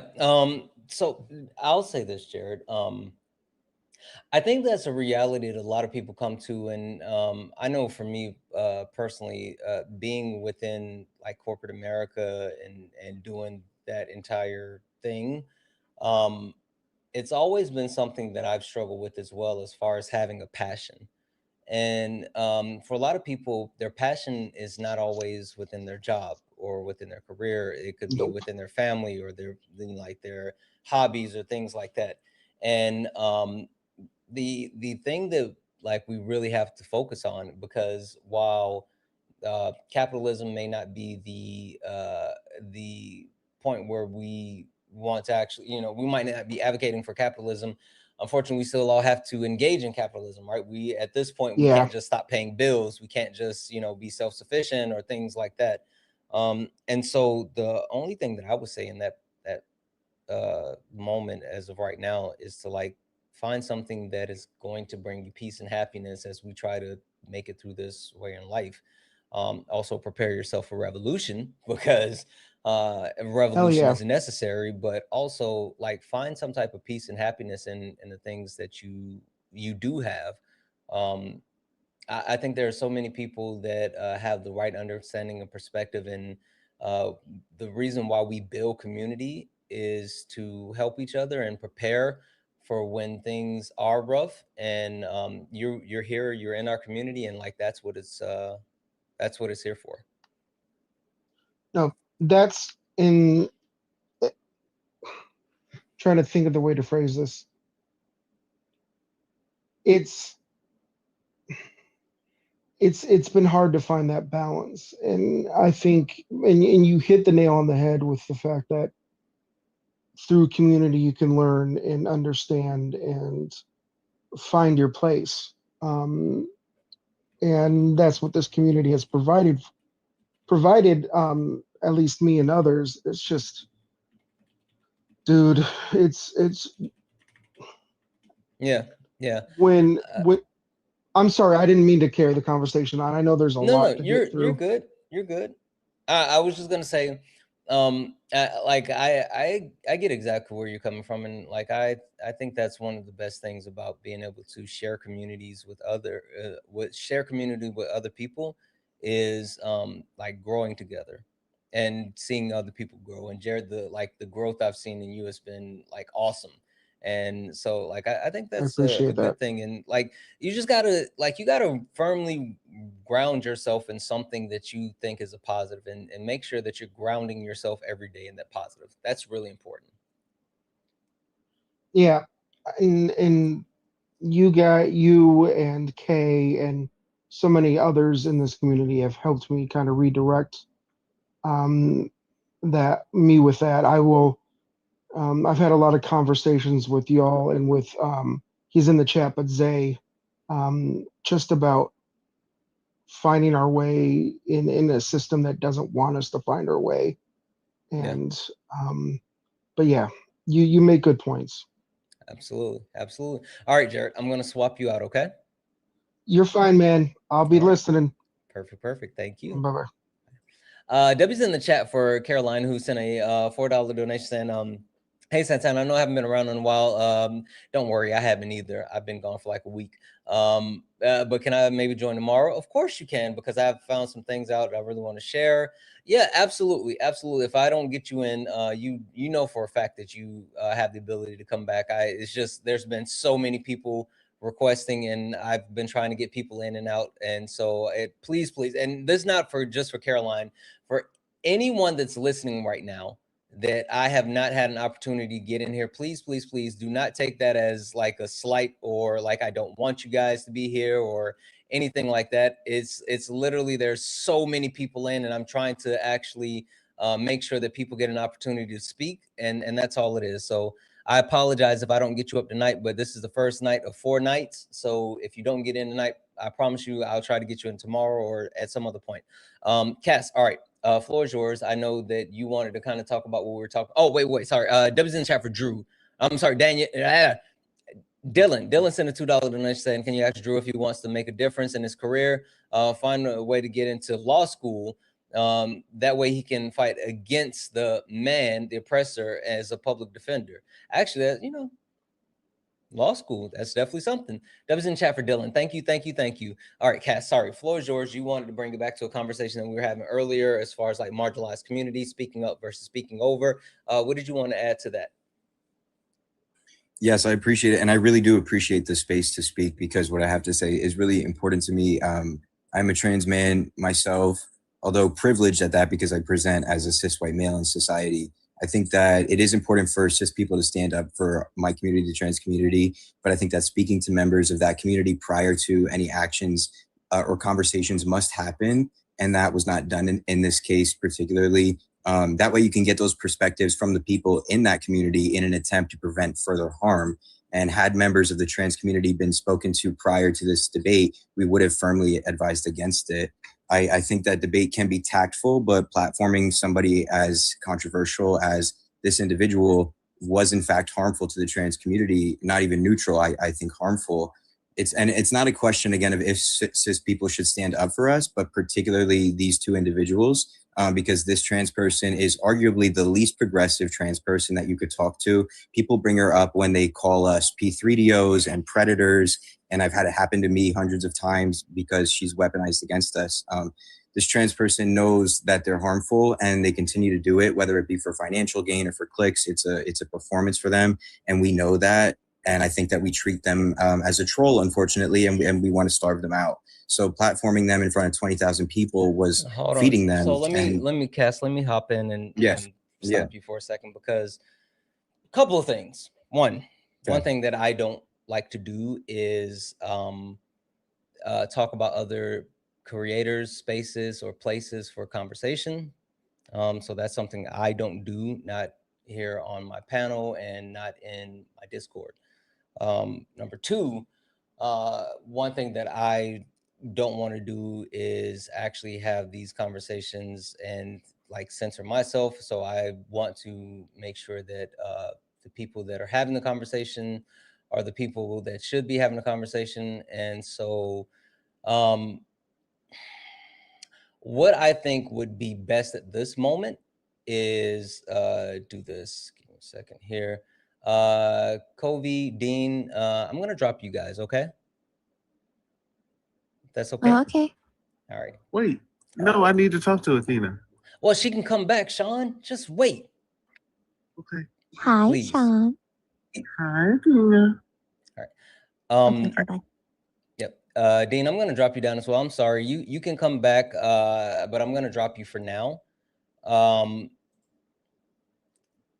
And let's see. I'm going to bring you in as well. This is what I would like to do. Sean, I'm going to let you carry this conversation if you don't mind. And Sean, I know I'm saying I want you to do heavy lifting, but I trust you.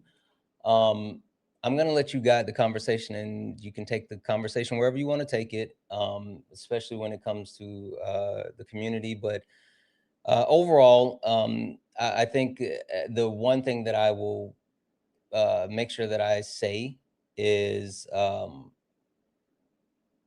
the one thing that I will say is that, like, I think that it's important for people to understand, like, advocating and being beneficial to other marginalized communities, and how we do those things, and that's always my personal perspective. And with having whatever conversation is going to be had, I will say that again, we do not speak on specific people, specific spaces, or things like that. Sean, just to make sure you have an understanding of the overall conversation, we're talking about what does it look like to speak for a community that you're not a part of? Where's the line? Where do you stop? And even more so, there's been conversations around platforming people that are harmful when that should or should not happen, and things along those lines. So, Sean, I'm gonna give you my platform, and you go whichever way this goes.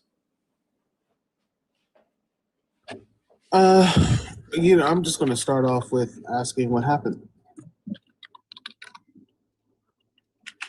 Cass, you can speak. Like I said, we just Yeah. let's not use specific people. I don't want to talk about specific creators or anything like that, but you can give the overall sentiments as far as what happened. I May I understand. interrupt this for a moment? I'm sorry. I wouldn't if I didn't think it was important. I want to add something to what you said. Is that okay? I know I'm being obtuse. As long as we're not speaking specifically about creators or Yes. anything like that. Okay. Yes. I just want to say, in addition to the reason why he's saying this is a Black platform that is very, very difficult to build.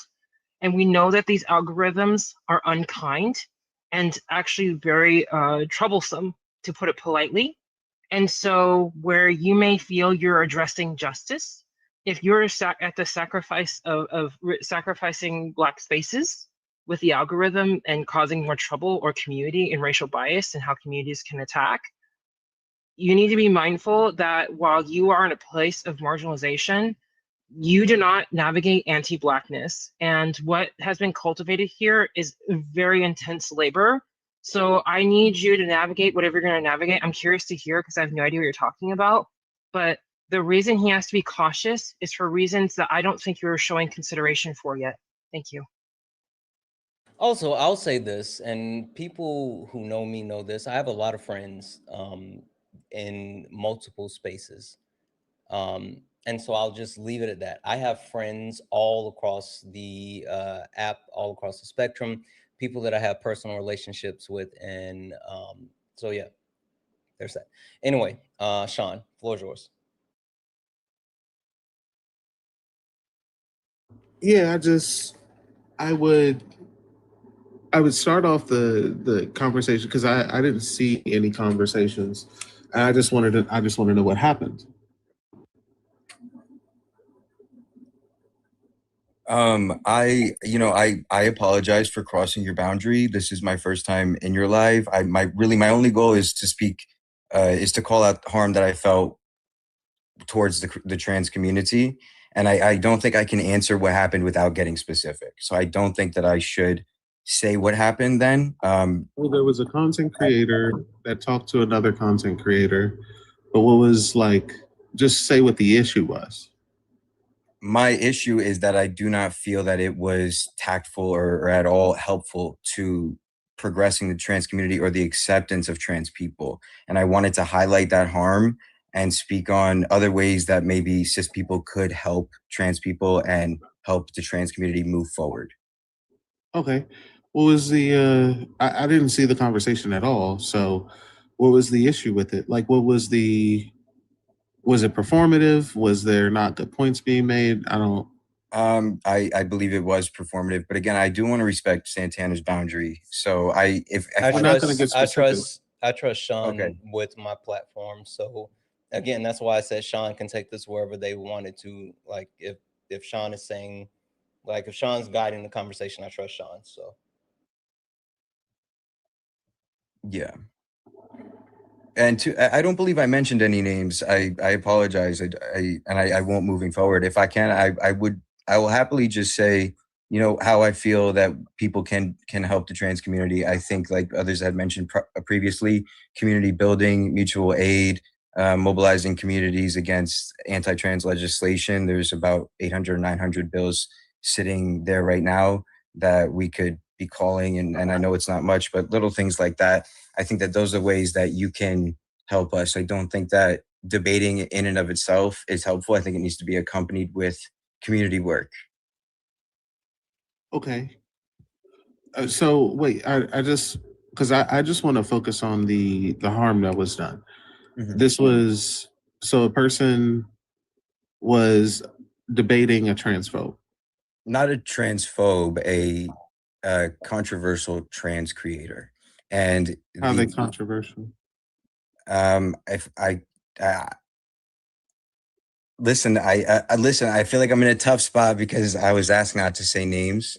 So again, like I said, tell me the things that they say or do. Sean has the floor. Whatever direction Sean takes it, I trust Sean. So this trans individual does inflammatory things to draw negative attention to the trans community, and their name is weaponized against trans people to disparage us. Okay, yeah, that's transphobic. So they were debating a transphobe.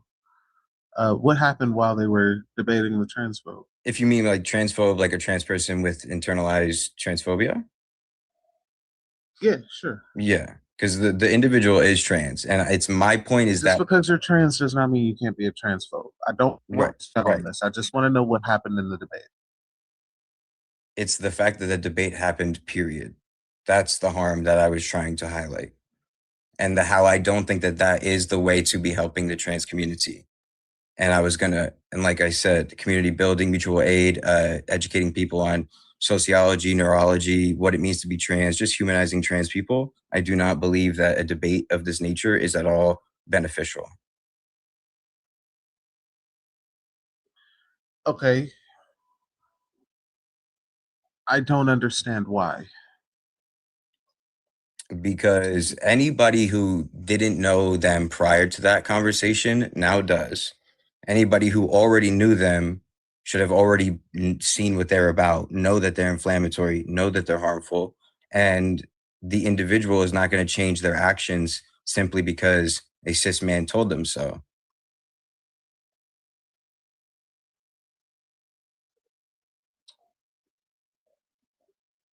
I don't know if that's true, but there's a couple questions. So the person who brought the transphobe up was against the transphobe. Basically just calling their intent was to be the first person to call them out on their harm, which was not the case. They were not the first person. And that is my point. And again, due to the boundary that's been set, I don't feel like I can say much else on it. I feel as if I said all that I can say. And Hey, Cass, could I quickly just interrupt you for one quick second so that we don't have to kind of tap around what we're doing? Sean, can I just give you little broad stroke so that you're more aware of what's happening right now? Okay, I'll just say you have the floor to say whatever you want to say, so I'm not going to limit you either. I trust you and Sean. I feel like we can do this without names. I don't think we're getting too specific into anything. So go ahead, Ken, I'm cis white male, large creator decides to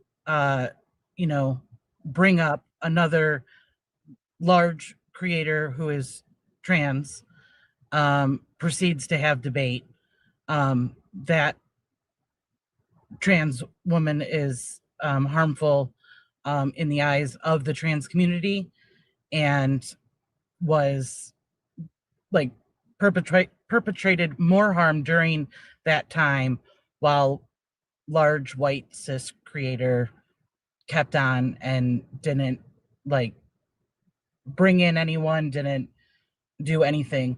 Also, while having a black cis man on his panel who wasn't consented to a conversation. So that was another creator. So it all just happened like because the chat was like saying, do it, do it, do it. And so Cass is trying to speak on how that was harmful to the trans community and how to then further the conversation about how cis people should handle conversations within the trans community and when they should speak and should not speak and how they should speak. Any clearer? I mean, the only person who can clear it up is Kaz, because what I'm trying to figure out is what harm was done. Because like debates happen, people go up against transphobes all the time. If there's harm done in the debate, then that needs to be highlighted. Say the harm that was done. If the harm was just that a transphobe was in the room, then we're doing harm right the fuck now. But like I don't, harm was done is not enough for me to just be like, okay, cool, harm was done. Let's all stop doing everything that we're doing. I want to know what the harm that was done was. What Gotcha. is I'll the let Cass like speak to that. dialectical analysis behind the harm? What is Right. the I'll let theory Cass speak behind the to that. harm? Yeah. It's like I said, it's the fact that the conversation happened in the first place and there was no progressive conversation. This is an inflammatory individual, a trans person that does things to draw attention to our community or to herself, but in turn to our community. And now thousands of people, I mean hundreds of thousands of people have seen that video. And the point is they did not have to know who she was. That was not helping us. Isn't the person already famous? Right. But she's kind of lost her mojo. It's been a little quiet the past couple of years. And this Wait, so if I get offered a debate with like Andrew Wilson, I shouldn't debate Andrew Wilson because that would be harmful? I'm not understanding what the harm is other than there was a transphobe in the room. Like, and that's Yeah. not enough. Like when we do debates, like ask anyone, when we do debates, people come up on Santana's panel and just start hurling off slurs. And Santana's just like, yeah, okay, whatever. Turn your camera on. And that's pretty much it. Like, so I'm just trying to figure out what the harm that was done was, what the analysis behind the harm was, so that we can figure out like what to do about it. Because if it's just there was a transphobe in the room and there shouldn't have been a transphobe in the room, that's not. Listen, I honestly didn't come up to debate whether or not there was harm done. I came up to say that there was, because I I'm know that trying to there figure was. out what the harm was. Well, okay. Well, like I said, platforming her in general, allowing people to know who she was, is not helping us. It's harming us. That's the point. That's why I'm offering other ways to actually help the trans community, and shutting down those opportunities to help us doesn't scream allyship to me. What I'm looking for Did he is shut for it down? funds for. Sorry, Did he shut it down? did who shut what down? Dean? This content creator you're talking about. Yeah, again, Oh, I'm sorry. I'm so sorry. I'm sorry. Yeah. I'm sorry. My fault. I genuinely didn't mean to do that. I didn't mean to do that. Yeah. So when a member of a community comes to you and says that harm was done and here's how you can help, I think you should hear them out rather than saying, no, you were wrong and here's how I helped you. I think that that's wrong in any member of any community. Okay, so the harm happened afterwards. Both during and after, yes. I'm trying to figure out what the harm was during, because all you've said is that there was a transphobe in the room, and that ain't it. Okay. Again, hundreds of thousands of people. It's just unnecessary. It did not have to happen. I don't see any gain other than financial gain for those involved, especially if that is not being donated into mutual funds for the community that they were speaking about in the conversation. And I genuinely came up here to try to help. I'm not. No, I'm not. understandable, but like if I say, listen, all right, I'll do this, right? When it comes to me, when it comes to harm that is getting pointed out for any situation, whether it be online, in real life, or whatever else, I have an analysis on what the harm was, and I have a where within like the praxis that can be changed. Right now, what I'm hearing is there was a transphobe in the room, and the praxis that needs to be changed is don't allow transphobes in the room, even though that's not a real thing. I think when you have a platform, like a very large platform, it comes with immense responsibility. And to platform a dangerous individual that's causing harm to a community can be dangerous. That is the harm, and it's the refusing to listen after the fact to members of that community. It doesn't scream like deconstruction to me. It screams refusal to deconstruct. Yeah, I've been saying this for a while, and I do want to say this. Just because you're a member of a community doesn't mean that you're actually radical enough to know what to do for that community. So, like when you say there's a member of the community, that's cool. Like Candace Owens is in my community, and if Candace Owens went up to a white person and said you're harming Black people, I would not expect that white person to listen to Candace Owens. This is why I'm asking what the harm was and what the analysis behind the harm, like, is, other than just being like, oh, well, it was a big platform, and I don't think that big platforms should be allowed to XYZ. Okay. I don't understand why not. If this person was already famous and this person does debates and this person did, the person who was problematic was already famous, the person who brought them up was doing debates and does debates and calls people out for their problematic behavior, and they bring people up on their platform all the time.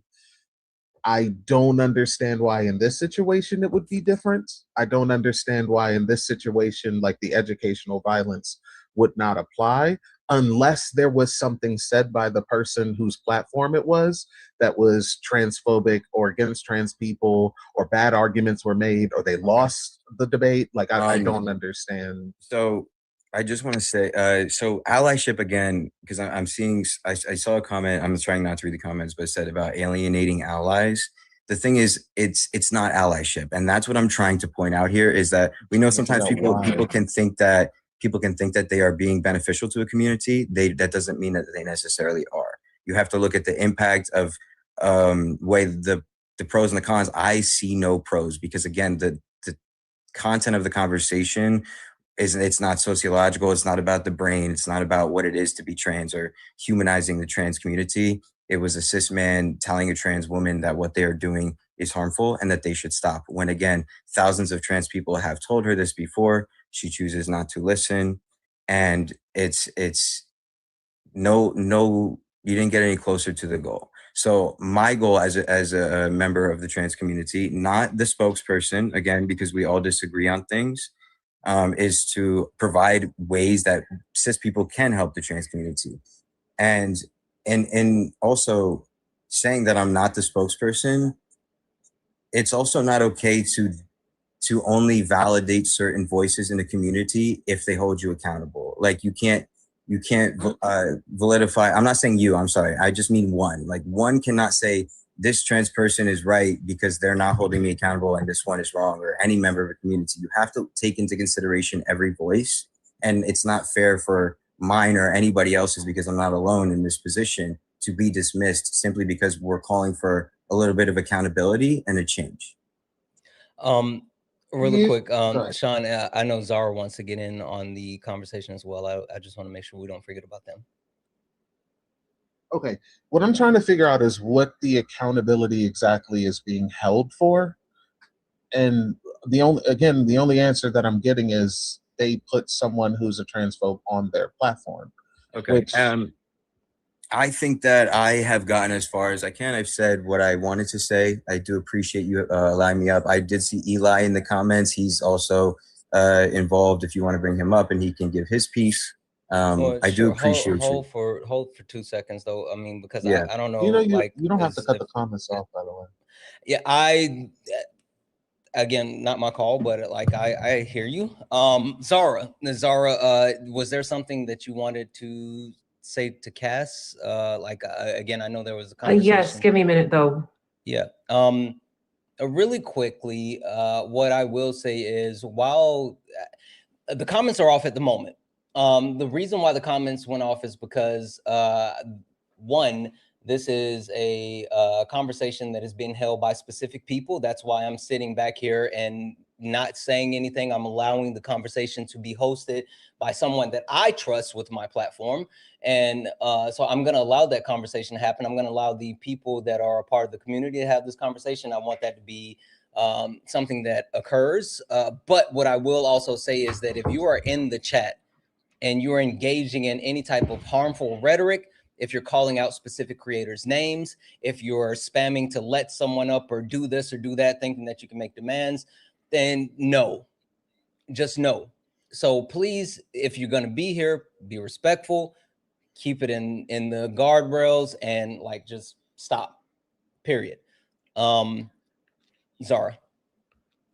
Thank you. So there's a few things I want to say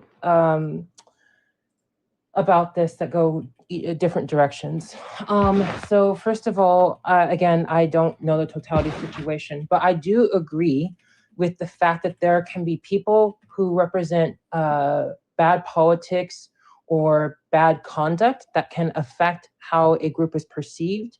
However, the other side of that is also then how much of that is the individual's responsibility versus the discrimination against the community. Concerning the fact that we are under such violent, virulent, structural attack and quite frankly, damning hunting, I could understand a deeper desire for wanting to have as clean a presentation as possible. And there's the ethical analysis, which should be what anyone should be able to be platformed in the sense of a community and understand that it doesn't have to reflect the majority of the people. But then there's also the pragmatic response, which is how they affect the larger population.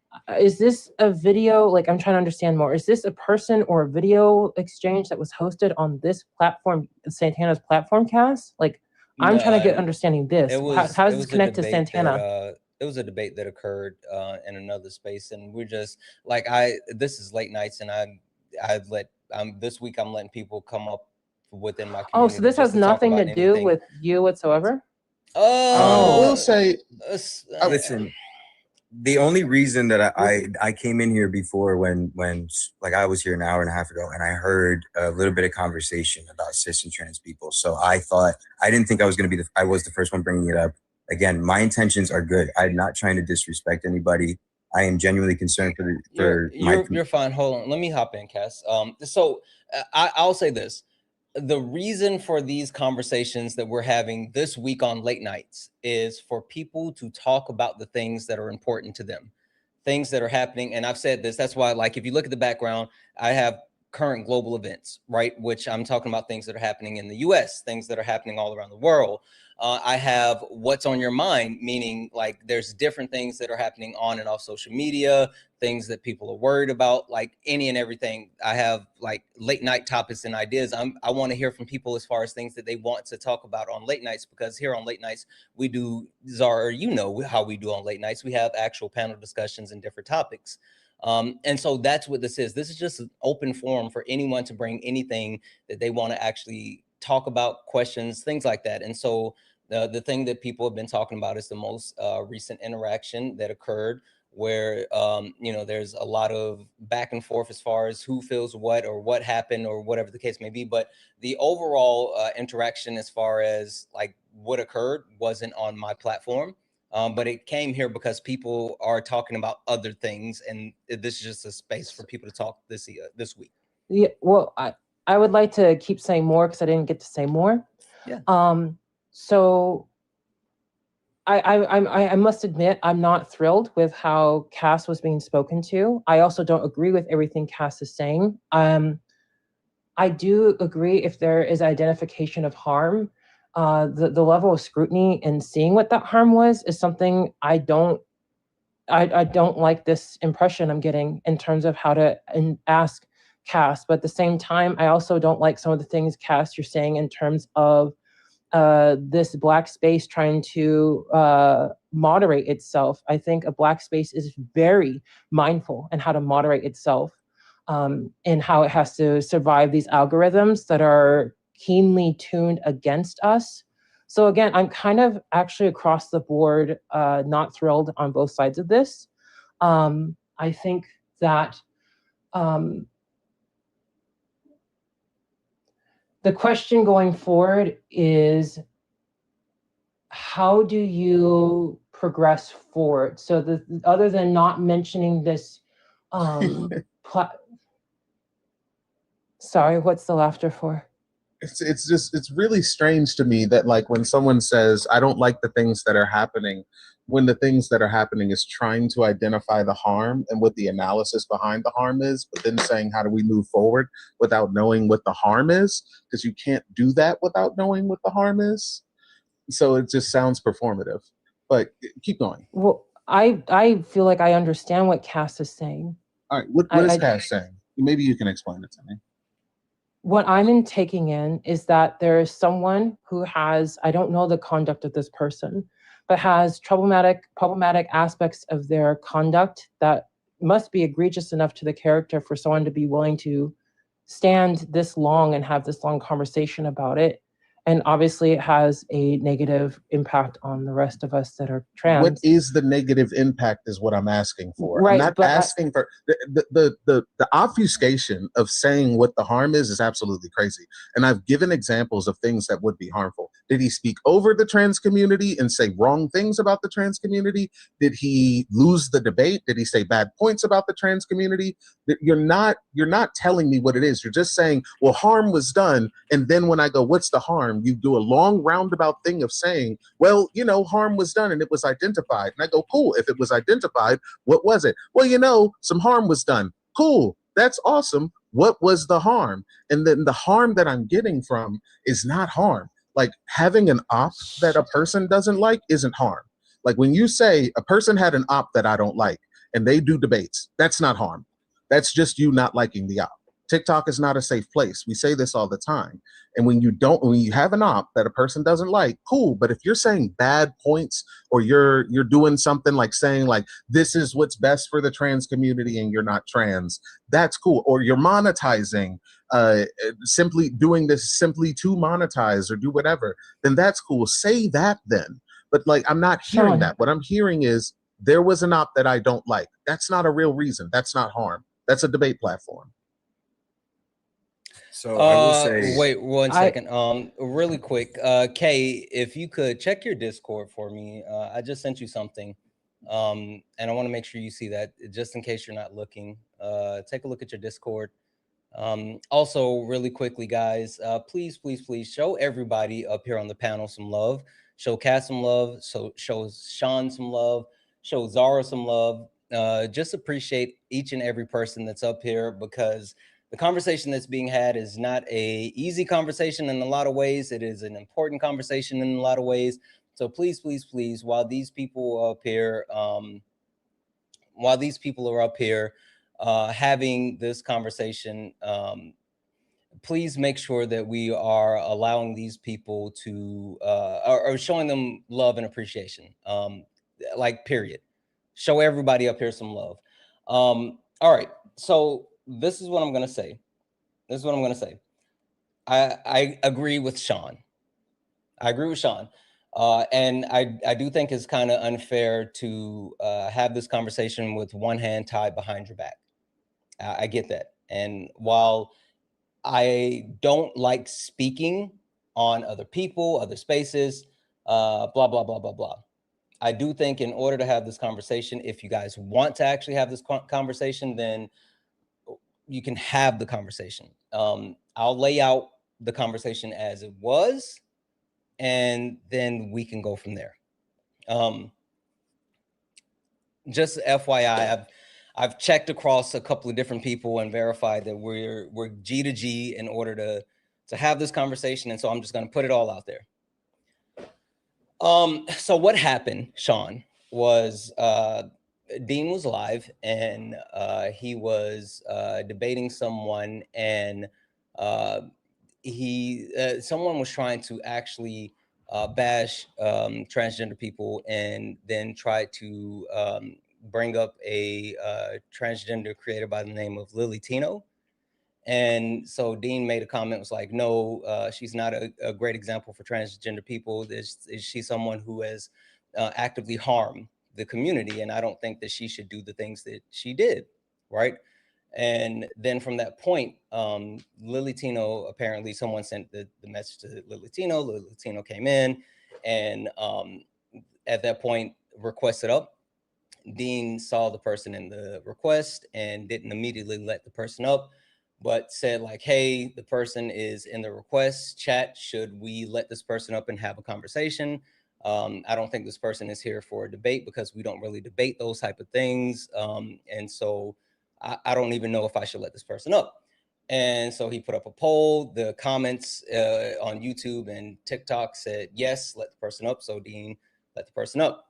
I was on the panel, and they went back and forth about the content that Lilitina was posting. Specifically, there's a video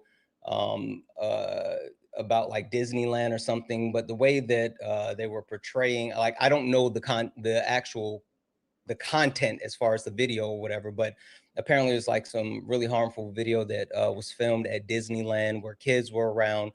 And so then there were back and forths as far as like the content that was being created, the perpetuation of harm when it comes to advocating for communities. And I spoke up and said, like, I can only speak from myself as far as like my community, which is Black people, and understanding that as a Black person, as a Black man, I have a certain level of privilege, especially as a creator, where if I do, say something or post something, then the things that I say or post can actually have backlash on Black people within my community that, are felt because of the things that I say and do. So I have to be mindful of the things that I say and do because I don't want to cause harm towards other Black people. And so the back and forth was around the back and forth was around whether or not the content should have been posted, and then whether the content shouldn't have been posted or whatever. So there was back and forth in the debates. After that, it became a situation of, well, you platform a super harmful person, someone who is negatively impacting the community, someone that is actively harmful and things along those lines. And from that point, it's evolved into more where people are upset that this person was even platformed. Certain people are upset that like there was no consultation before bringing this person up with someone within the community. All of these types of things have occurred, but that's, to my best recollection, I know I'm not giving it 100% like full recognition as far as like what happened, because it happened maybe about a week or a week and a half ago. But that's the best to my recollection that I can remember it. I'm sure I probably left some things out, but I tried to fill it in as best as possible.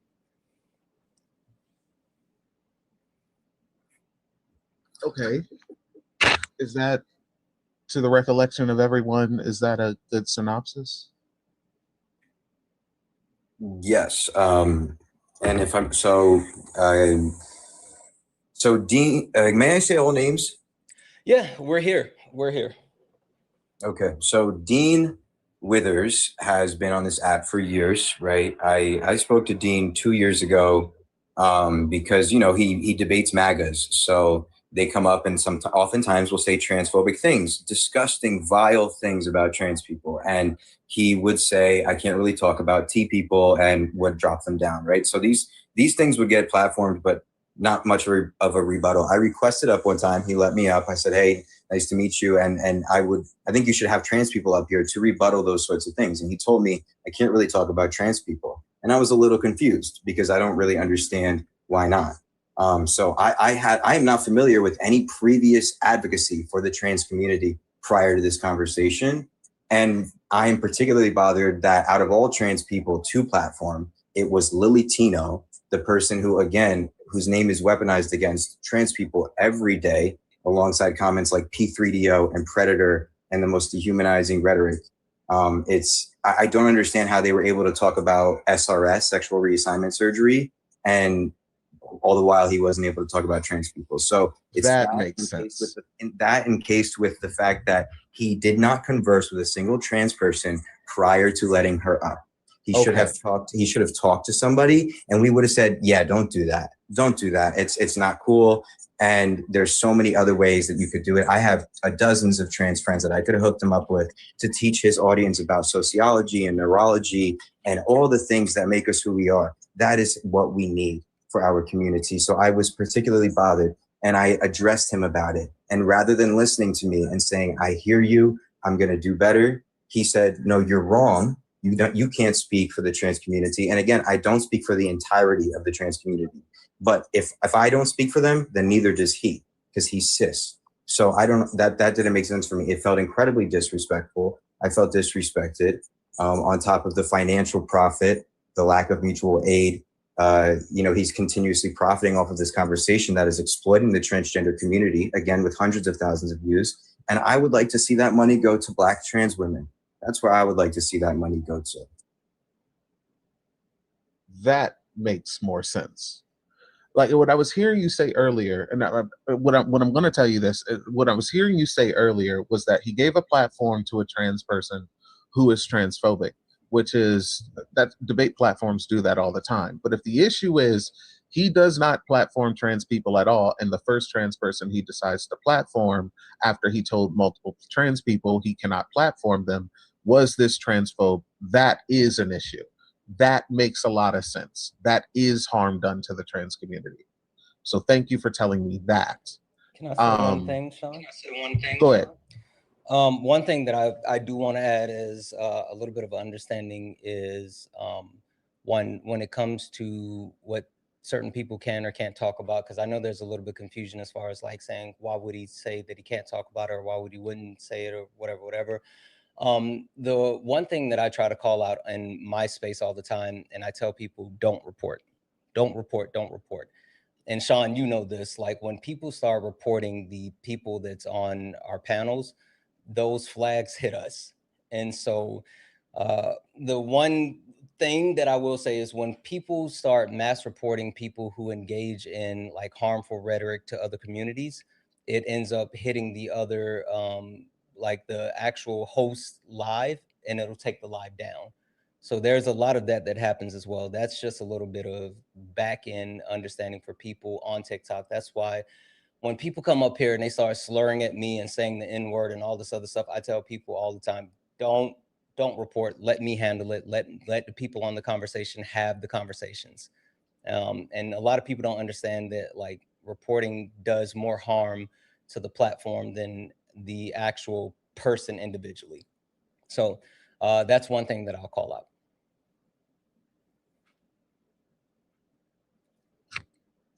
Well, I'll say this for whatever, because I didn't see the conversation. I didn't see whatever. What was said. I'm sorry. One other thing. I'll just say this as well. I wasn't, just to be honest. Cass, I know you've been up before. I know that I'm often up, and so I will admit that I have a bit of a bias as well. But I know that other people, such as Eli, has been up before on Dean's Live. So I don't think you were the first ever trans person. I'm not sure, when you have or have not. Now I do know Eli.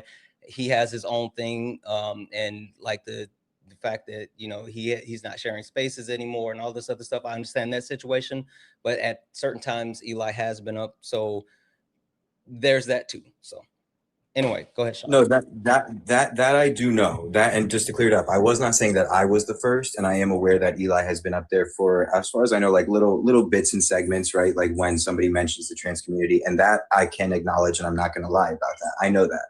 To me, it's the long form, the conversation, the inflammatory aspect of Lily's nature in general. Because again, I'm not gonna question her transness and say she's not trans, but I'm gonna call out that what she does is harmful and that she knows that. And I think that the conversation being a long-winded conversation one-on-one, I think that there are other trans people that would have been a better choice.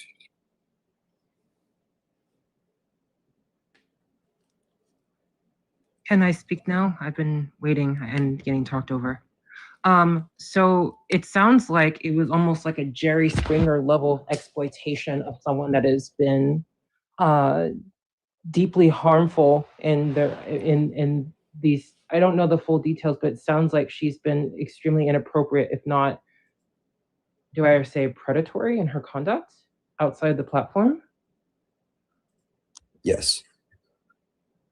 Then yeah, that's not someone ideal to represent us. Period.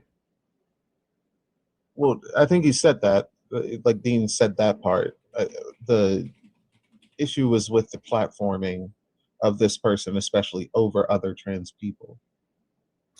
And if I right, may, but I would like some space because I've been talked over consistently. And if they're going to talk about giving some Black trans women money, then how about giving some Black trans women actual capacity to speak? Because so far I've just been sitting here like decoratively. I waited till you were done. I wasn't. Okay. The No, never floor, mind. Go the ahead. floor is yours, Zara. Go ahead. No, I don't want to deal with that. I don't like the way I've been having to navigate conversation with Sean so far. I waited until you were done in order to say that. And that's all I pointed out. Okay.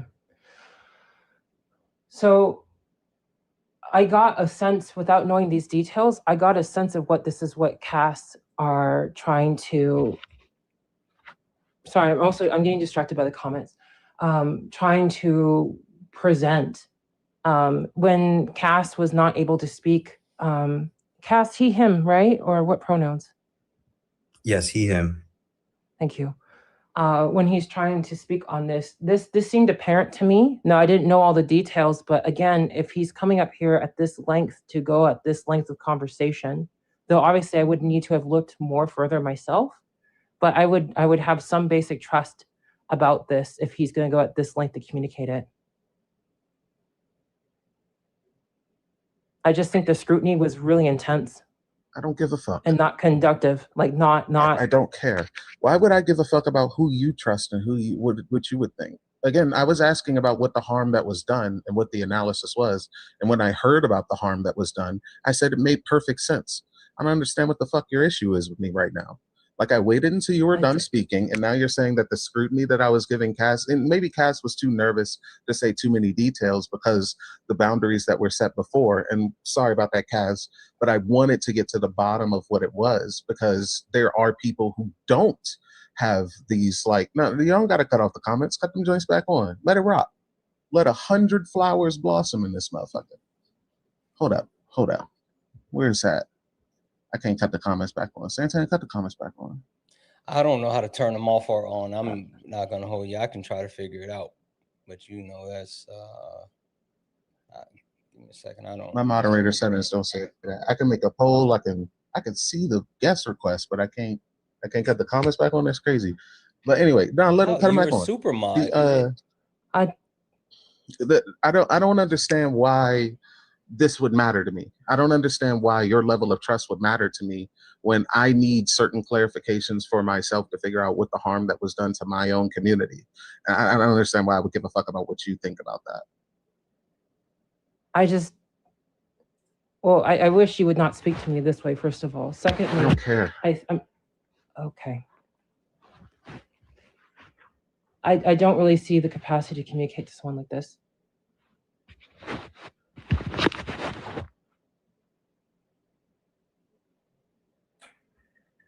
May I jump in? Sure. Okay, so another thing I wanted to mention again is because when I did approach Dean with my concerns, rather than hearing me out, he refused to listen and told me that I was wrong, which I think any member of any community, whether it be the queer community, the Black community, if they come to you and tell you that they harmed you, I think that you're inclined to listen and hear them out. And I felt like that also the doubling down and the refusal to hear and know was particularly harmful. And I do want to highlight, the lack of mutual aid because we're leftists, right? If we're leftists and we're gonna talk the talk and we have to walk the walk too. And I would love to see more community mutual aid.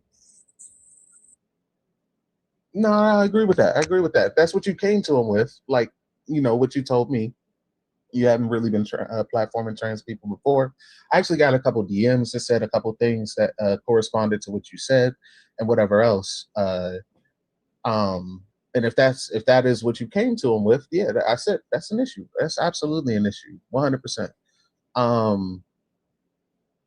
Now you already said your solutions. Never mind. I ain't gonna be condescending, or at least have people think that I'm being condescending by asking you your solutions. You already said them. One thing that I'll say, just For anyone that's in the comments, not anything on the conversation for the people on the panel, because this is not my conversation, but I will say this to the people in the comments because this is my comment section. Guys, if you can't keep it together, then I'm going to start muting and blocking and kicking people out, because I don't care which side of the conversation you fall on, whether you agree or disagree with someone on the panel, if you agree or disagree with someone that's not here, or whatever the case may be. You will be respectful in my comments. And if you can't be respectful in my comments, then you can leave. Period. Everyone will remain respectful to each and every person on this panel, and everyone will remain, will continue to have decorum in the actual comment section, because that's what we do here. Anyway, sorry, I'll let you all finish your conversation.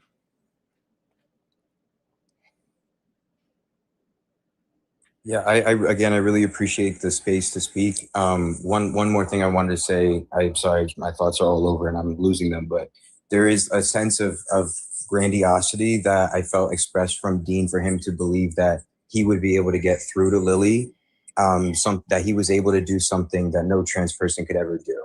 There is a real sense of arrogance there, in my opinion, and I found it really degrading. Because if anybody's the best advocate, it's somebody in the community. I'm not saying that cis people can't help, but I think that trans people lead and cis people will assist. No, I feel that. Okay. Zara, is there anything else that you wanted to add? Not to this conversation and how it's gone, no. Okay. All right. So one thing that I'll say to kind of wrap this up, and then also to kind of wrap all of this up, because we are, what are we, almost an hour into overtime for late nights. One thing that I'll say is I think it's super important. So when it comes to the point that we've been speaking on, which is speaking up versus speaking over, right? Understanding the need for protecting the marginalized communities, while also making sure that you're listening to those communities. And while I think there's a lot of opportunity to help, we want to make sure that when we are being helpful, that we are doing it in the right way and not putting other people in harm. I know there's a lot of opportunities for a lot of people to learn different things, and hopefully the one thing that we can take from this conversation tonight, no matter how you feel about the overall conversation, whether you agree or disagree with Cass, with Sean, with Zara, with Dean, with anyone, whether you agree or disagree, the one thing that I hope that you take from this is that being able to actually have a conversation where we really deal with the issue versus attacking each other, or versus feeling like you can't be heard, or whatever the case may be. Like, we can find a way to have a have a conversation with each other, even if we don't like what the other people are saying, even if we don't agree with what the other people are saying. If we can find a way to have the conversation, especially with those voices that are marginalized the most, then we need to always find a way to have that conversation. And that's the entire point. So with that being said, Zara, Cass, I appreciate both of you coming up. I'm going to drop you down. Okay. Okay, I appreciate it. May I say one more thing real quick? Sure. I just want to say again, thank you. And my ultimate goal is to get more funds to the trans community. Black Trans Travel Fund. They help Black trans women travel safely, help them with food and gas. So yeah, if you have any extra dollars, appreciate you, Santana. Zara, thank you very much. Absolutely. Zara, what's the one that you work with? Because That's the one I've been trying. I wanted. I was just about to say, I've heard you say that before. Yeah. Go ahead. Oh, no, really? no, thank you, Cass. No, not that. I'm talking about individually helping an Afro-Latina trans woman that I've been trying to do fundraising for her. Yeah, you got the floor. Well, I mean, I was coming up here and specifically to talk about my frustration about what I have to keep tap dancing about, the misery and miseration and danger Black people face just to try to raise some money for a Afro-Latina trans woman that I've been trying to look over in the States. And it's disparaging how much there's a disproportionate distribution of funds for white trans people in comparison, or white people in general, when it comes to GoFundMe, mutual aids, et cetera. And so that's what I really wanted to come up and talk about, was my frustration with that, and that I'm still trying to actively support it to get to 7.5K That's what I wanted to talk about. Well, Zara, so this is what I'll do because I don't want to keep this for much longer. I know we're like I said, we were supposed to end 50 minutes ago, but if you are, I don't know if you're available tomorrow or any of the next 3 nights, but if you want to come back, I will give you the space, floor, and time to not only go first, but to be able to put your initiative out front, and we'll make sure that we get your voice heard and we push the actual point across. Absolutely. Thank you. I'll make myself available tomorrow. All right, you know you're always welcome here. Thank you for coming up. Thank you. All right, I'm gonna drop you. All right, good night, y'all. Yep, thank you, Sean. Thank you. I apologize that I immediately threw you in the middle of that without like having all the information and all this other stuff. I just, like I said, you are someone that I trust on my platform, and I didn't want to try to have that conversation because I know it's not my place, and I really appreciate you for having it. No, yeah. I mean, I appreciate the apology, but I don't necessarily think that it's needed. I actually came up to talk to Athena about some of the things that Oh y'all were yeah, talking hurry about. up, Athena. Get back up You here. and Athena. Hurry up. But like, it was just, I just want to let y'all know in the comments, I don't do that respectability politics bullshit.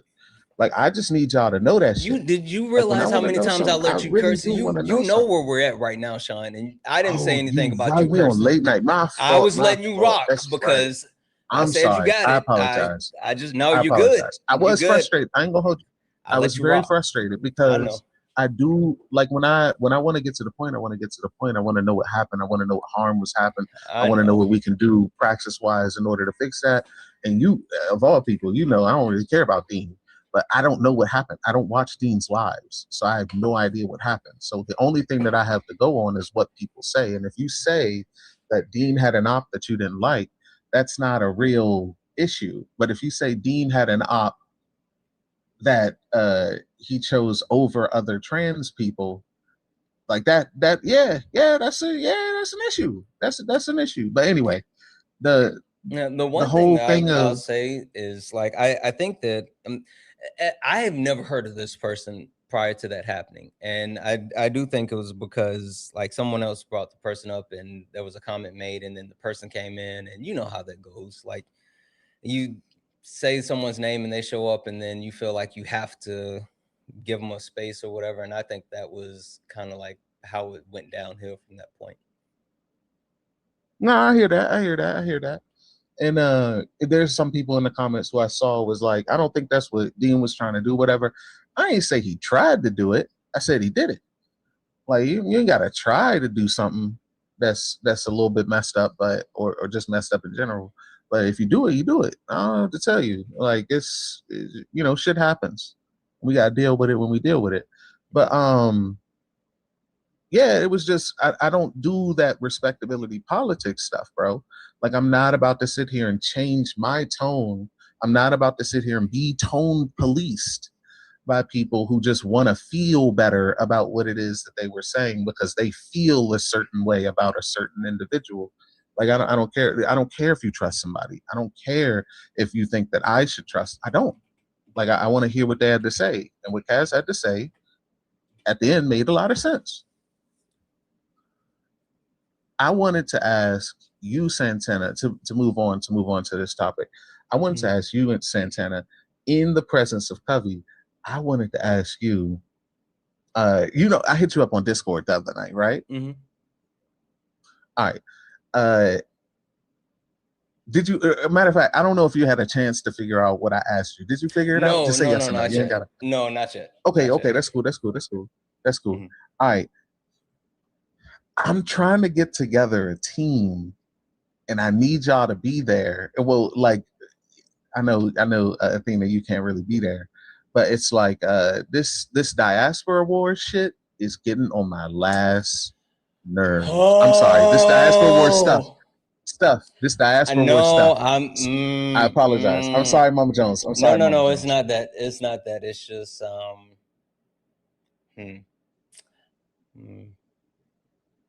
I'll message you. I think I know the perfect person who could actually fix this whole problem. They're also really good at building community gardens. Get off the panel. Get off the panel. Get off the panel. Get off the panel. Cut it out. Cut it out right now. Santana. Listen, Santana. we always need boots on the ground when it. I'll stop. Okay. Santana. Santana. No. But I think whatever you're gonna say is a good idea. Just I'm done. Just He turned it off the lights. Wait, girl. Wait, hold on. We're not doing any of this. We're just gonna shut it all Wait, down. hold on. Before I end, you're gonna listen. You're gonna end without allowing us to say. I heard the dun dun. What was that? What is shutting down? You shutting your whole computer? I'm shutting everything down. We're just gonna turn everything off. I'm turning off all Oh my the lord. lights. Just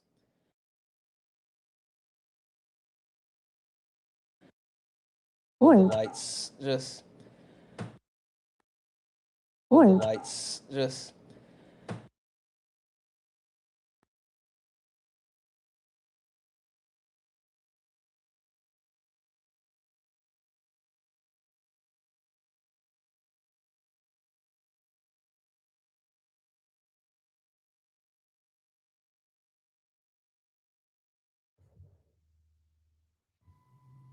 That was like a Timu version of Patrick Bet David.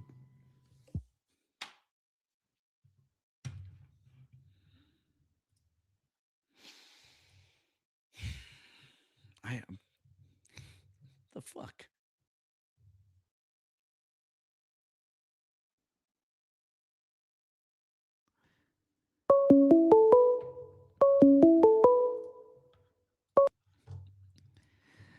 Thanks for calling the stream. Did you vote for Donald Trump? It's Matt Nemo. Yes. Thank you for calling the stream. Did you vote for Donald Trump? Hey. I did not vote, but I just like to chime in on the cast if I could. You guys are fighting the other guy. Well, hang on. Are you a Trump supporter? I'm a 2016 Trump supporter. Are you currently supporting? Why, is there qualifications? Well, yeah, we're looking to talk to current Trump supporters. So if you're not currently supporting Donald Trump, I'm not currently, so I can't get on. Okay. Well, I mean, that's okay. Hang on. How old are you and what state are you in? I'm 47. I'm from Boston, but I'm in Philadelphia right now. Yeah, I recognize the area code, but I thought I would ask. I see your South Shore number. Yeah, Attleboro. Attleboro. I live in Philly now, though. I lived in Plainville when I was a kid. Yeah, but yeah. So I'll try again another night, I guess. Did you have a question, or was there something you wanted to say? Or well, I don't know if I'm listening to like the current thing. I'm live. I thought it was a live broadcast. They're fighting that guy. I'm just I don't know. I'm wondering like what you guys are like trying to accomplish. Like, are you guys for like how would you change things? You know. I'm not sure. I'm not sure what you mean. We talk politics, right? Yes, we're discussing current events, politics, what's going on in the world right now. Mm-hmm. Yeah. So how would you? I mean, I'm almost 50 years old. I've seen nothing change, you know, since like I remember like the Clinton era and all this. What do we get when we get control and nothing is done for the country? Like, how do you think things are currently okay with the voting process? That's what I wanted to ask. But if that's off topic, I get the war thing too. I'm kind of against that too, but I mean, I don't know if I can. I'm sitting. I'm not sure. I mean, I'm 43. think a lot has changed. 5 years I think after. a lot has changed in our lifetime. Politically, there's been a lot of movement forward. There's been a lot of good things. Unfortunately, we've seen a major What was the good setback. thing? Hey,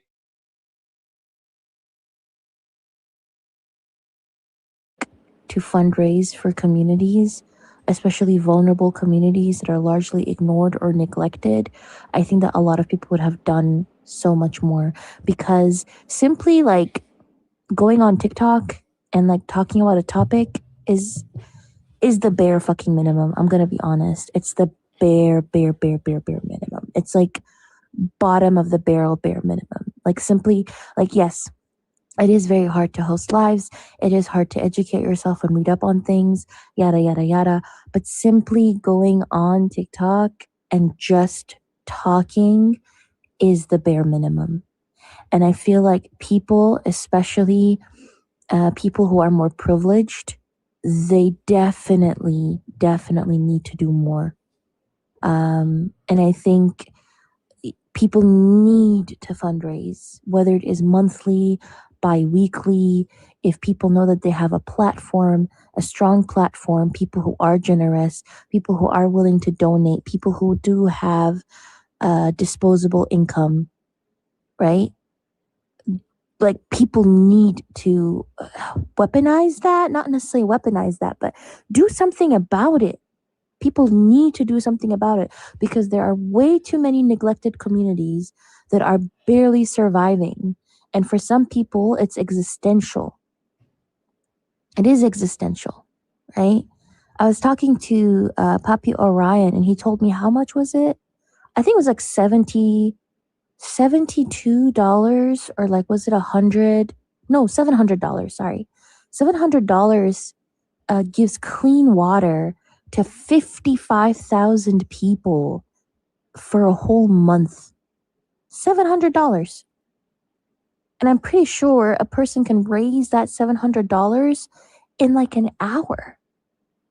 You raise that money in an hour, you give clean water to 55,000 people in Congo for a whole month. This is what I mean.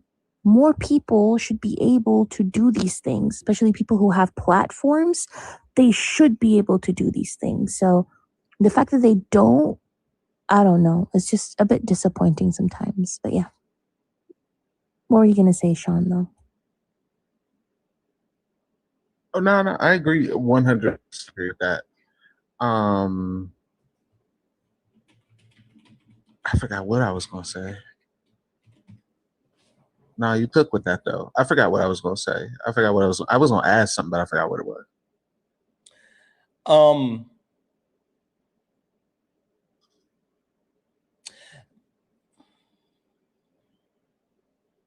And this is not to address like any specific creators, by the way. I think like this is just an overall problem that I'm noticing, like a general problem, like like across TikTok and across social media platforms, and that people within these political spaces, like especially they're privileged, they aren't doing much. I'm gonna say two things, and we're not gonna talk about it, but I think it's two things that need to be said. One, to correct a little bit of misinformation from earlier, because this was pointed out, and I want to make sure that this is clear, because I don't want people to think that this was something that happened, or this was like, I want to, when we have a chance to clear up misinformation, I want to make sure that we clear it up. As far as what happened with like Dean and Lily Tino, Dean didn't pick Lily Tino to come in and debate on transgender topics or issues or anything like that. The conversation was solely around Lily Tino's content specifically, and how the content is perpetuating harm within the community. So it wasn't a conversation as far as like, oh, I want to debate this person on transgender people or transgender issues or anything like that. It was specifically just the actual content that this person is posting from a creative perspective. And number two, the diaspora war thing is something that we really have to get into, because anyone who doesn't understand the harm that Black people not having unity is causing. Literally, you're perpetuating white supremacy. Like sitting here and bashing Black people that are not a part of, the United States or whatever the case may be. That's a harmful rhetoric, and it has to be put to rest. But even more so than that, like we had way bigger issues than figuring out if you're the right type of Black. So in white supremacists' eyes, you're all the right type of Black. So those are the two things that I wanted to say. Hoti. I'm gonna touch on the first point first, because it'll probably be the last thing I say about it. I think that for me, real appreciable difference between those two things, talking about trans issues and talking about the content that this person was posting. Mm-hmm. I think that what Kaz was trying, Kaz ain't up here, but Kaz, come up here, tell me if I'm wrong. I think what Kaz was trying to say was that the intent that Dean had for platforming this specific trans person doesn't matter. It matters not.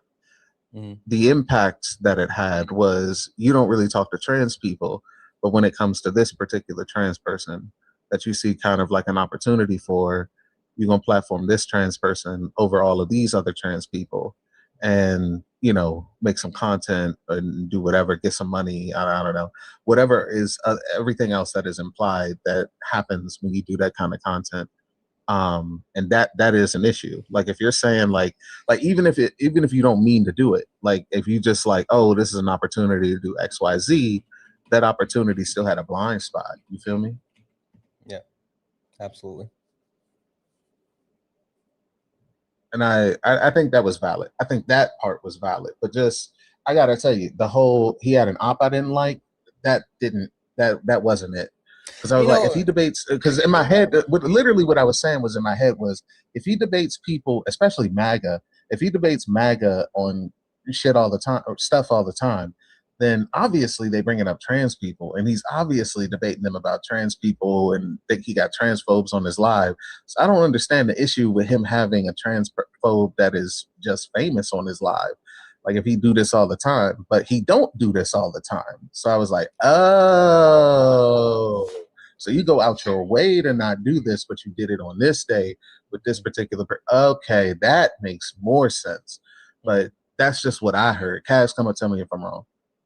Yeah, what I'll say as well is, I don't know if you heard this conversation earlier, and I kind of had Swan speak on it. But like, and you called out a great point. Like, the people that we debate oftentimes are going to, especially with us being a part of marginalized communities, more often than not, they're gonna like just be shit people. Excuse my language. And yeah, I'll say I think that I've gotten thicker skin, for all puns intended, Black people having thicker skin. But from you, Sean, all right, the way that I saw like you and Solid and Jeff, and how you guys handle like the people who come in and they try to engage in like racism, bigotry, all the harmful stuff. Holy smokes, Sean, you got me too comfortable. And really just like I'm understanding. sorry, Mama Jones. That was my. I'll take the hit for that one. That was my fault. That was my fault. I ain't gonna hold you. I apologize. I apologize. Like realizing how to deal with them, and understanding that like these people, yes, they're going to be some really bad people. And just like knowing when there's a bridge too far. But other than that, like going through it instead of just like running from it every time. I think for me, it's not necessarily just debating people and knowing when to like nip it in the bud. I think it's like, what are you doing to help the material better the material conditions of that community you're talking about? I think that is the genuine point that I have. Like, at the end of the day, these topics are not just debate topics. They're not just like debate bro topics. It's not just like a fun topic that you can just discuss and then that's it. You turn off your computer or you turn off your phone and then that's it. It's done. how are you helping like the community on the ground? How are you bettering the material conditions? How are you like helping people, right? And I feel like I don't know, like if I basically, for example, if I, let's say Palestine, if I debate Palestine all the time and I get people to send me money while I'm debating Palestine, but then I do nothing for the Palestinian people on the ground, if I don't bother highlighting initiatives for Palestinian people on the ground, if I don't raise funds for people who are in Gaza, what am I doing? How am I helping people? Ultimately, the person that I'm helping in the end is myself. Is it like an ego boost where I'm like, okay, look, I'm a good debater. Let me show off the fact that I'm a good debater. Or is it to just like build platform off of like a people who are suffering or dying? Like, and again, I'm not talking about like a specific creator. Please, people really need to stop that. But I'm saying again, how am I helping people on the ground? Because clearly I'm weaponizing their death to make money off of it. So if I'm weaponizing their death to make money off of them, how am I helping the people on the ground? Because simply saying I'm raising awareness, but not actively helping people on the ground, you are weaponizing their death to make money off of it. Because I know that at the end of the day, I'm not Palestinian. At the end of the day, I'm not going through a genocide. At the end of the day, I can just simply turn off my phone, and I can just, take a break from people who are going through an active genocide, whereas they can't. I don't have family there on the ground. I have loved ones. I have people that I care about, but like I don't have like blood family on the ground, right? So this is the issue that I have, and it's the same thing if like a white person talks about black people, and they like make hella money off of that person suffering and death, but then they don't do anything for the community. Like, at what point does it go from, oh, I'm raising awareness to, oh, I'm just, monetizing off of your trauma? And I think that is an issue. That is an overall issue that really needs to be discussed on like the political side of like these debate TikToks and TikTok lives and all that stuff in general. Yeah. I completely agree. I think there is definitely something to be said about like the understanding as far as like what you're putting into the things that you say versus what you're getting out, and even more so, like how are you using your platform to benefit others. I always try to keep that in mind. Anytime I can use my platform to help benefit others, I try to do so, because I know how like blessed I am to be able to get up here and do this on a daily basis, to sit and hang out with friends and laugh and have a good time, and then also be able to do productive things. It means a lot to me, so I don't take that for granted, and I try to make sure I help out whenever I can. So that's a great Yeah, and people know that, Santana. You have helped me out multiple times, and I simply ask, like, "Hey, I want to raise awareness about this." That's because you this initiative. threatened, like you literally always threatened me the other day with a knife. Like you literally threatened me. listen. Literally. Yo, what? Yo, literally I know what threatened you're me talking the other about. day. Yeah. Listen, That's a funny. lot of That's funny. a lot of people already know if you cross me, like if anybody crosses me, I'm gonna Liam Neeson their asses. But like at the end of the day, allegedly in Minecraft. But what I mean is, on like genuinely, like I know that when I have any initiatives that I try to highlight, like that people are very willing to help highlight and raise awareness. You know what I mean? So exactly, I do have a certain set of skills, and I think that more of that needs to be done, in my opinion. Genuinely, more of that needs to be done. Because people don't understand how hard it is for a lot of activists. Like people don't bother like especially if they're like about like Black lives. Oh my Lord. Not many people care. Yeah. And that's very frustrating, you know? Yeah. So Well, I'll say this, and then we're gonna go ahead and call it. But we had this conversation, and this is a conversation that I felt like might somewhat have happened tonight, and like it happened, and I feel like there was a lot said, and there's a lot of work for a lot of people to do from this point, and hopefully, like, there's some things that can happen and some positives that can come. Look at the chat. Look at the chat. There's a lot of things that can come, right? A lot of things that can come, and hopefully, we can all figure this out together and move forward and go from there or whatever. It's a real black ASS. I caught myself a real black ASS conversation that we need to have at some point this week. What is that? Woo! Holy smokes! Not an eagle. Was that an eagle? Holy smokes! W's in the chat for Phil. Santana, W gifter. Made me feel like America. America. Yo, relax. Oh no, it's a hawk. Holy smokes. We do got to talk about this because like to get off this Dean thing. What W Phil? Oh my goodness, W Philip. This is insane. Oh my goodness. Yeah. W Philip. W, bro. That is crazy. Oh my God, Philip. Oh my goodness, Philip can't rain. Philip came here and said, "I can't listen." Holy smokes! Play no games. This is crazy. I've never seen somebody go throw galaxies out like that. Right. Whew. Child, Philip became the Oprah of galaxies, bro. What? Oh my goodness. No. Oh my goodness. How? Philip became almost the cursed. Oprah. I just almost cursed. Whoa. Oh my God. Whoa. I almost just said, Oh my goodness. W's in the chat for Philip. That is insane. Holy smokes. Phil, bro. Thank you, Philip. That is crazy. Oh. Philip became the Oprah of gifts. Dang, Philip. You get a gift, and you Somebody get a said, gift. somebody in the chat said, can I be Philip's wife? Golly. Oh Lord.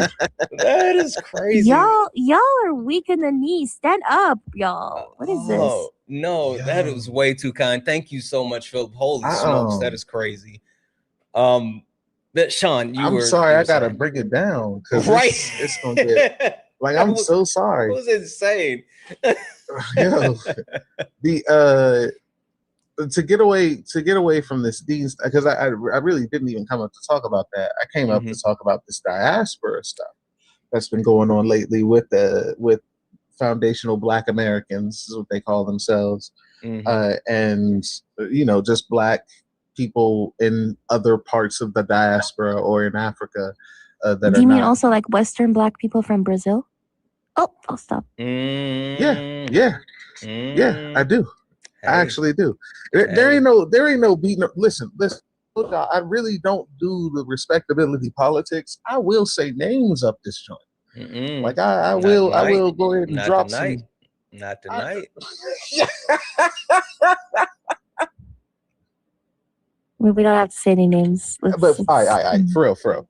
Outside of the call outs, for real, it's an issue. There's an issue going on with the diaspora wars that I thought was over in 2019. I thought we were done with this. I wanted to be on conversations about how to properly apply Pan-Africanism and implement that within, our revolutionary praxis. But we can't even get there because we're talking about the immigrants are stealing our jobs, and it's us saying it. And I'm just like, this is nuts, man. We gotta. Wild. It's absolutely insane. It's absolutely insane. And for me, it's not only embarrassing because it is embarrassing. Everybody knows, like, when it comes here, when you're talking about a kata, or if you are a kata and you're talking about whatever, for real on this app, you're representing me. Like that's what you're doing. Because like everybody knows me. I'm your favorite. I'm gonna say something that my brother says. I'm your favorite nigga's favorite nigga. Mm. So you're embarrassing down. me. Look at Noah down in the chat being a tether. Yo, relax. Anybody who clipped Relax. that, anybody who clipped that, please send that to me. I'm gonna do an expose live on Santana starting tomorrow. That's real anti-black of you. That's crazy. But it's for real an issue with like it is for real an issue with like FBAs and non-FBA people in this I guess conversation. They keep calling it conversations. The xenophobia that has popped up, the amount of misinformation that has popped up, the amount of anti-intellectualism that has popped up, and I really do think it is a part of the Steve Bannon plan. You remember Steve Bannon said he'll have black men voting Republican. Sean, I swear, that's what I've been. It's been driving me insane. It's been driving me insane because how do they not see this?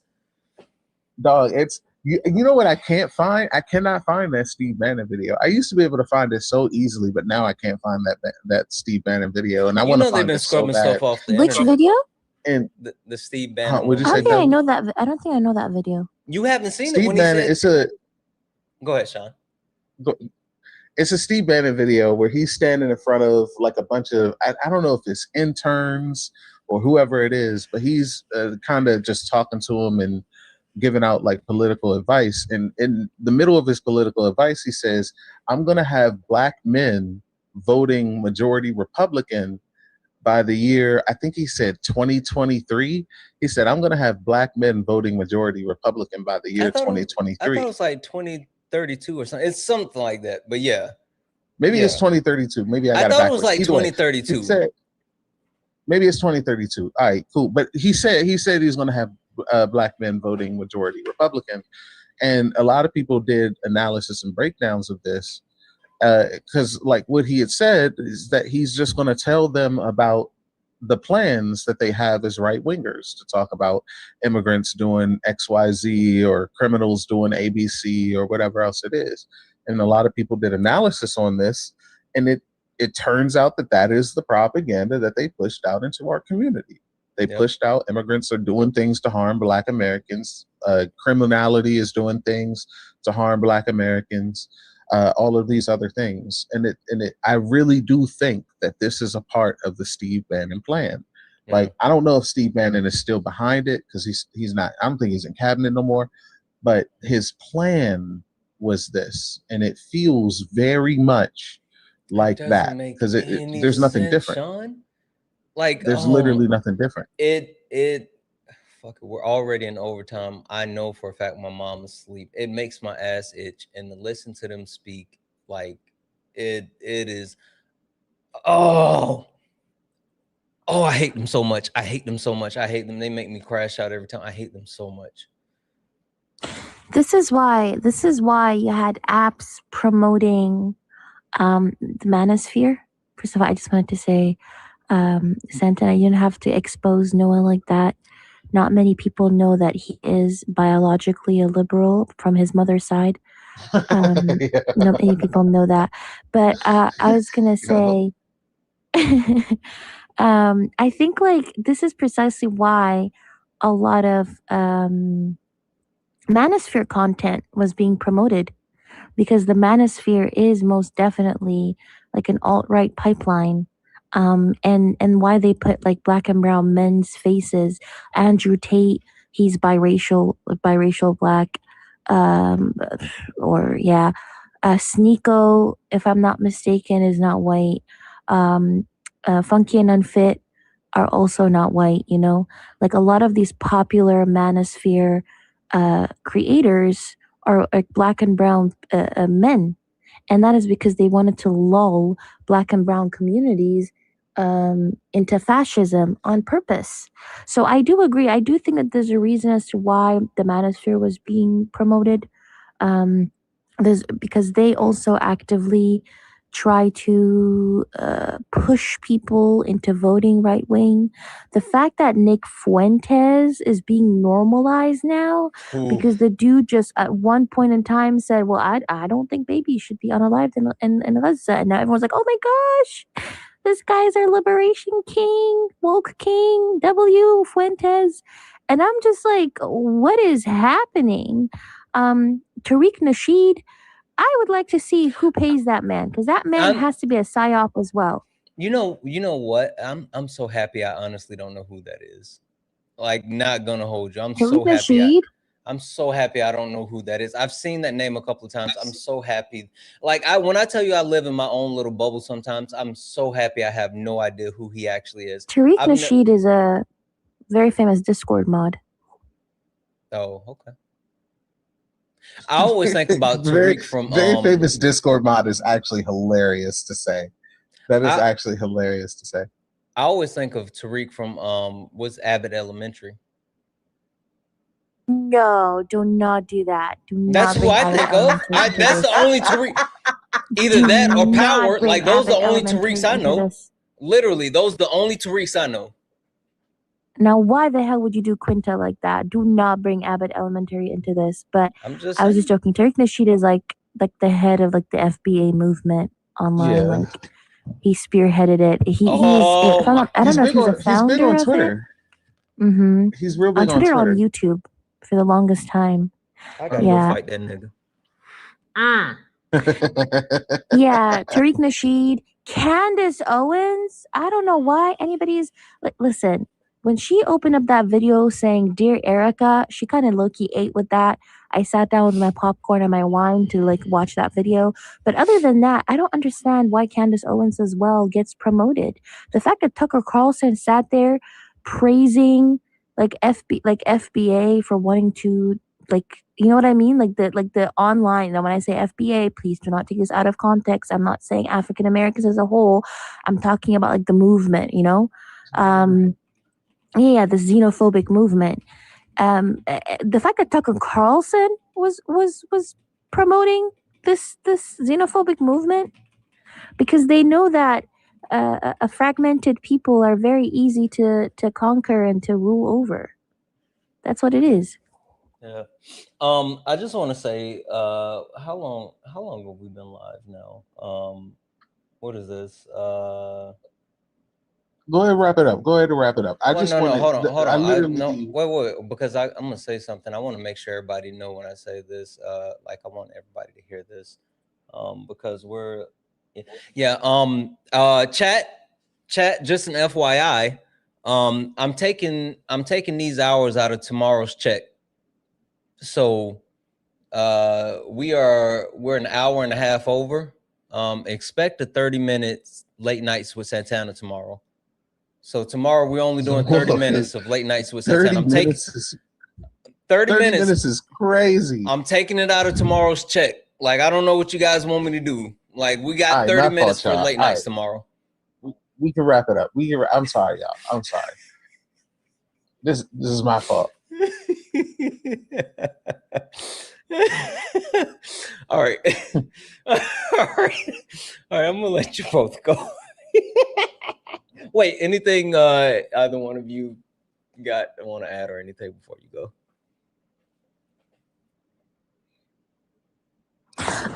Yeah, actually, I do want to add something. Oh my goodness, Philip. What the inner stuff? Philip. That is crazy. Philip, bro. I guess Yeah, we don't have to Philip. take it out of tomorrow's late night check. Philip. Yeah, I think the only thing I wanted to highlight, if that's okay with you, Santana, Go ahead, you got it. is 2 initiatives that are in the link tree in my bio. Do you know Refugees in Libya? No, I haven't heard that one. The Refugees in Libya is like an organization that was founded by a man called David Yambeo. I always highlight Refugees in Libya. It's you can find it on Facebook, TikTok, Instagram, and on Twitter especially. They upload videos on what is happening to Black Africans in Libya. Some of the videos are very graphic because they just, they brutally show you what is happening to people. So the founder of refugees in Libya, David Yambeo, he reached out to me a couple of days ago. He was on hunger strike trying to raise money for South Sudan because while Sudan is going through a genocide, South Sudan, a separate country, is also going through a genocide currently. And the situation is really bad. He sent me some clips and some like photos and all that stuff. It is really bad. So the minimum goal was £10,000 that has been reached. Woo-hoo, amazing. That's amazing. What's that in America dollars? It's like $15,000 or something like that. Or yeah, something like that. Louise. But or maybe less, yeah. So that was reached already, thank God. But they're trying to get as much as possible, right? Because there are so many people who need to be helped.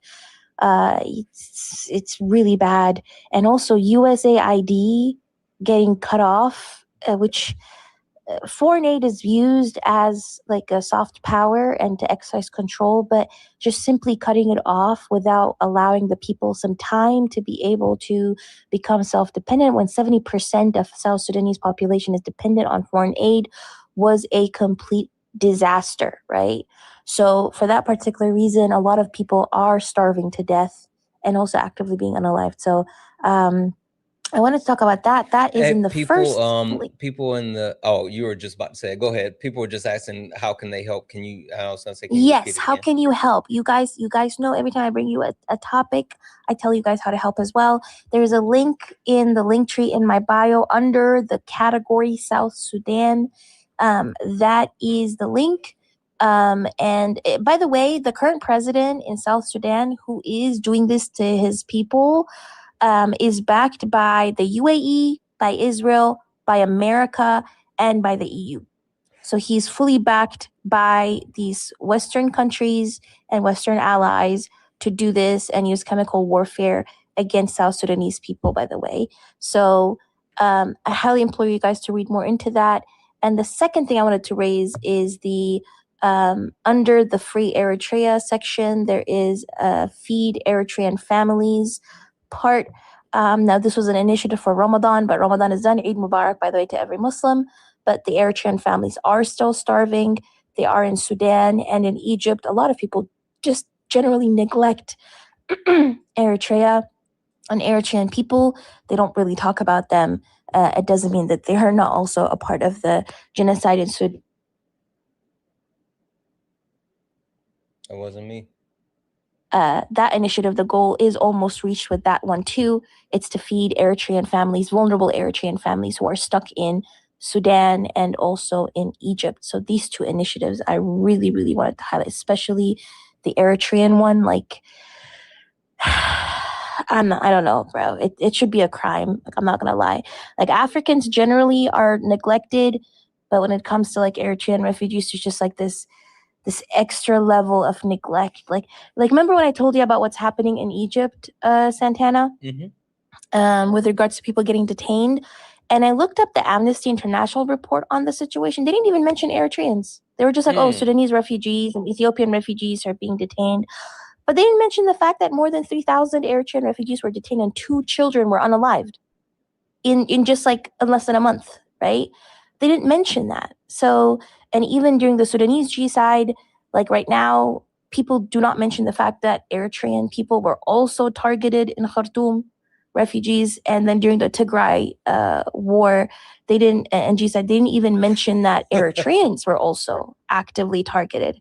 So, thank you so much, Philip. I appreciate you, by the way. So, yeah, thank you so much, Philip. I appreciate you. So, like, Eritreans are just, like, refugees are just completely erased from the narrative. So that's one thing I would also highly ask people, that when you are raising awareness about these things, please, please, please, please, please also name the people who are impacted. And especially if it has to do with Eritrean refugees, then say Eritrean refugees, because like being erased is also another form of violence, in my opinion. Thank you, Philip, by the way. I appreciate you very much for the gifts. W. Philip. think that's a great call out, Athena, and you're absolutely right. I just one thing that one thing that I will say is that, like, I think it's always a great thing when you come up and you shine so many lights on like so many different things that we need to hear about, and so that makes me happy that I get to share these spaces with you and have that amplified. So thank you for that. Yeah, and like I know I was gonna drop. I think people just don't realize how bad the situation is in like Eritrea, inside the country and outside the country. It's like a full-blown occupation inside the country, and outside the country, Eritrean refugees are just like dying in mass. Like it's actually so sick. And on top of that, you have like a genocidal prime minister right next door in Ethiopia who consistently talks about genociding Eritreans, right? So it's overall really bad. But I digress. I'm gonna let Sean give her closing statement. I appreciate you as per usual, Santana. And I'm gonna drop to the chat. Bye, y'all. Hey, thank you. That was in the chat. Sean, anything else from you? Just appreciate you for having me up. Thank you for that. I hit you up on Discord about some other stuff. Okay. I really ain't got nothing. But just thank you for letting me up. Pluggables. And I always fucking W's in the chat from Phil. Listen, I saw damn, multiple people in Phil. the, like, everybody in the chat now talking about, can we be Philip's wife? Like even like now, I saw Jared say, like, can I be Philip's wife too? Listen, and not if I put a ring on it first. You stupid. Sean, I genuinely appreciate you. I appreciate again, you. like I said, I know it was crazy, and I appreciate you being able to, handle the platform. I just, so I will say this. I will say this to the mods in the room, and to you. I mean, do how you do your platform or whatever. It's your platform. I'm a guest over here. I ain't gonna hold you, but the things that people say in the chat, the things that people say on the panel, it does not faze me at all. I know, but everybody ain't built like you. Like Come it on is. now. It is. We know you. No, I feel that. I feel Come that. on I now. feel that. But when they talking about me, especially if they talking about me, I don't care. Let 100 flowers blossom. I do not care. 100 Flowers campaign is a Maoist campaign where he sat in front of hundreds of people and just listened to them cuss him out about things that he got wrong when building New China. Like I just when it comes to that, I take in the critique and I'm just like, all right, what am I missing? What is happening? What X, Y, Z? You know, I'm matter of fact. That whole stopping the comments or whatever else, if y'all can't handle it, that's cool. It's whatever. If it's too many slurs or whatever, it's gonna get the live flagged or whatever. I understand that. But if they just talking trash, man, I do not care. I'm trying not to curse. I just don't care. I just don't care. That rolls off my back. I host lives where people call me the N-word, come up and just spam the N-word, call me all kinds of T-slurs and all of that. All of that. It means nothing to me. I had to learn from you because I crash out over you, and you had to like pull me back from the brink multiple times. So, yeah, I mean, I appreciate it. I do, because I know people care about me and all of that. But like the whole, like, yeah, it don't mean nothing to me. Yeah. All right, you've kept me here long enough. Like literally now, what is it? Yeah, ain't no more late nights, bitch. Y'all think y'all getting late nights tomorrow? Ain't no late nights tomorrow, That's bitch. crazy. I'm gonna go ahead and dip though. I appreciate you. I appreciate you. Have a good one. No, guys. It's time to go. It's time to go. Blocked. I don't know about that. Yeah, good night, mods. All right, guys. Also, for the people that sent donations, I'm sorry. That was in chat for Sophie, Maggie, Sarah. Thank you all for the donos. You guys are awesome. Thank you. I apologize for keeping everybody up so late, especially the mods. I apologize for all the people that did not get an opportunity to come into the live tonight. I'm sorry. I know there's multiple people that wanted to join the panel. We'll do this again Wednesday night. No, we'll be back tomorrow. If you didn't get an opportunity to come up tonight, this is just night one of 4 nights where we're going to be making sure that it's about the community, making sure it's about hearing the voices of the people that want to have their voices heard, and it'll be good. You talking about boo? Don't boo. Kay said tonight. Technically tonight for you guys. It's still not tomorrow yet for me. I'm still living in the past. All right, let's get out of here. Yeah, this ain't your regular panel. Nah, we speak the truth. Late nights with Santana and Mama Jones watching. Better keep it clean. Let's go. Late nights, truth in the convo. Everybody get a seat at the table. From the block to the books, we mindful. No screaming, just dreams in the Bible. One mic, one voice, we build bridges night, from Natalie. the heart of the hood to the world's big issues. Good night, politics, pay, different cultures, but the real ones listen before they rebuttal. Late nights with Santana. Yeah. Mama Jones watching, so keep it grown. Ain't about flexing, it's the purpose zone. Santana hold it steady when it might get hot, but we ain't here to fight, we here to connect the dots. Yeah. Late nights with Santana. Good night, Bob. You already knew. Good night. Late nights with Santana. Late nights, no static. No highlight reel, just the soul's reflection. No shade throwing, just connection. From streetwise truths to deep. Good night, everyone. I was gonna let it rock a little bit more, but good night from Singapore. Good night. Good night. Good night. Good night. Good night. Good night. We'll see everybody back tomorrow for late nights. For those who partake, I'll see you guys in the morning for sparring. Yeah. We're gonna get it off our chest, like literally at the top of the what in the world, Philip? Look at that gator. Stephanie's in the chat for Philip. Yeah, get it off your chest. Like I said, open mic night this week. We're gonna get it off our chest, and once we get it off our chest, guys, be ready to lock in and actually be ready to make commitments. Because night 4, you guys have to lock in and make commitments. We're gonna get this stuff together. We're gonna figure it out. Anyway, guys, thank you for all the gifts. Philip, thank you. You're awesome. Everyone else, thank you for all the gifts, the taps, the likes, the shares. Thank you for all hanging out. Just thank you for being amazing. I love you guys. I love you all. I love you all. And as always, peace. Late nights with Santana.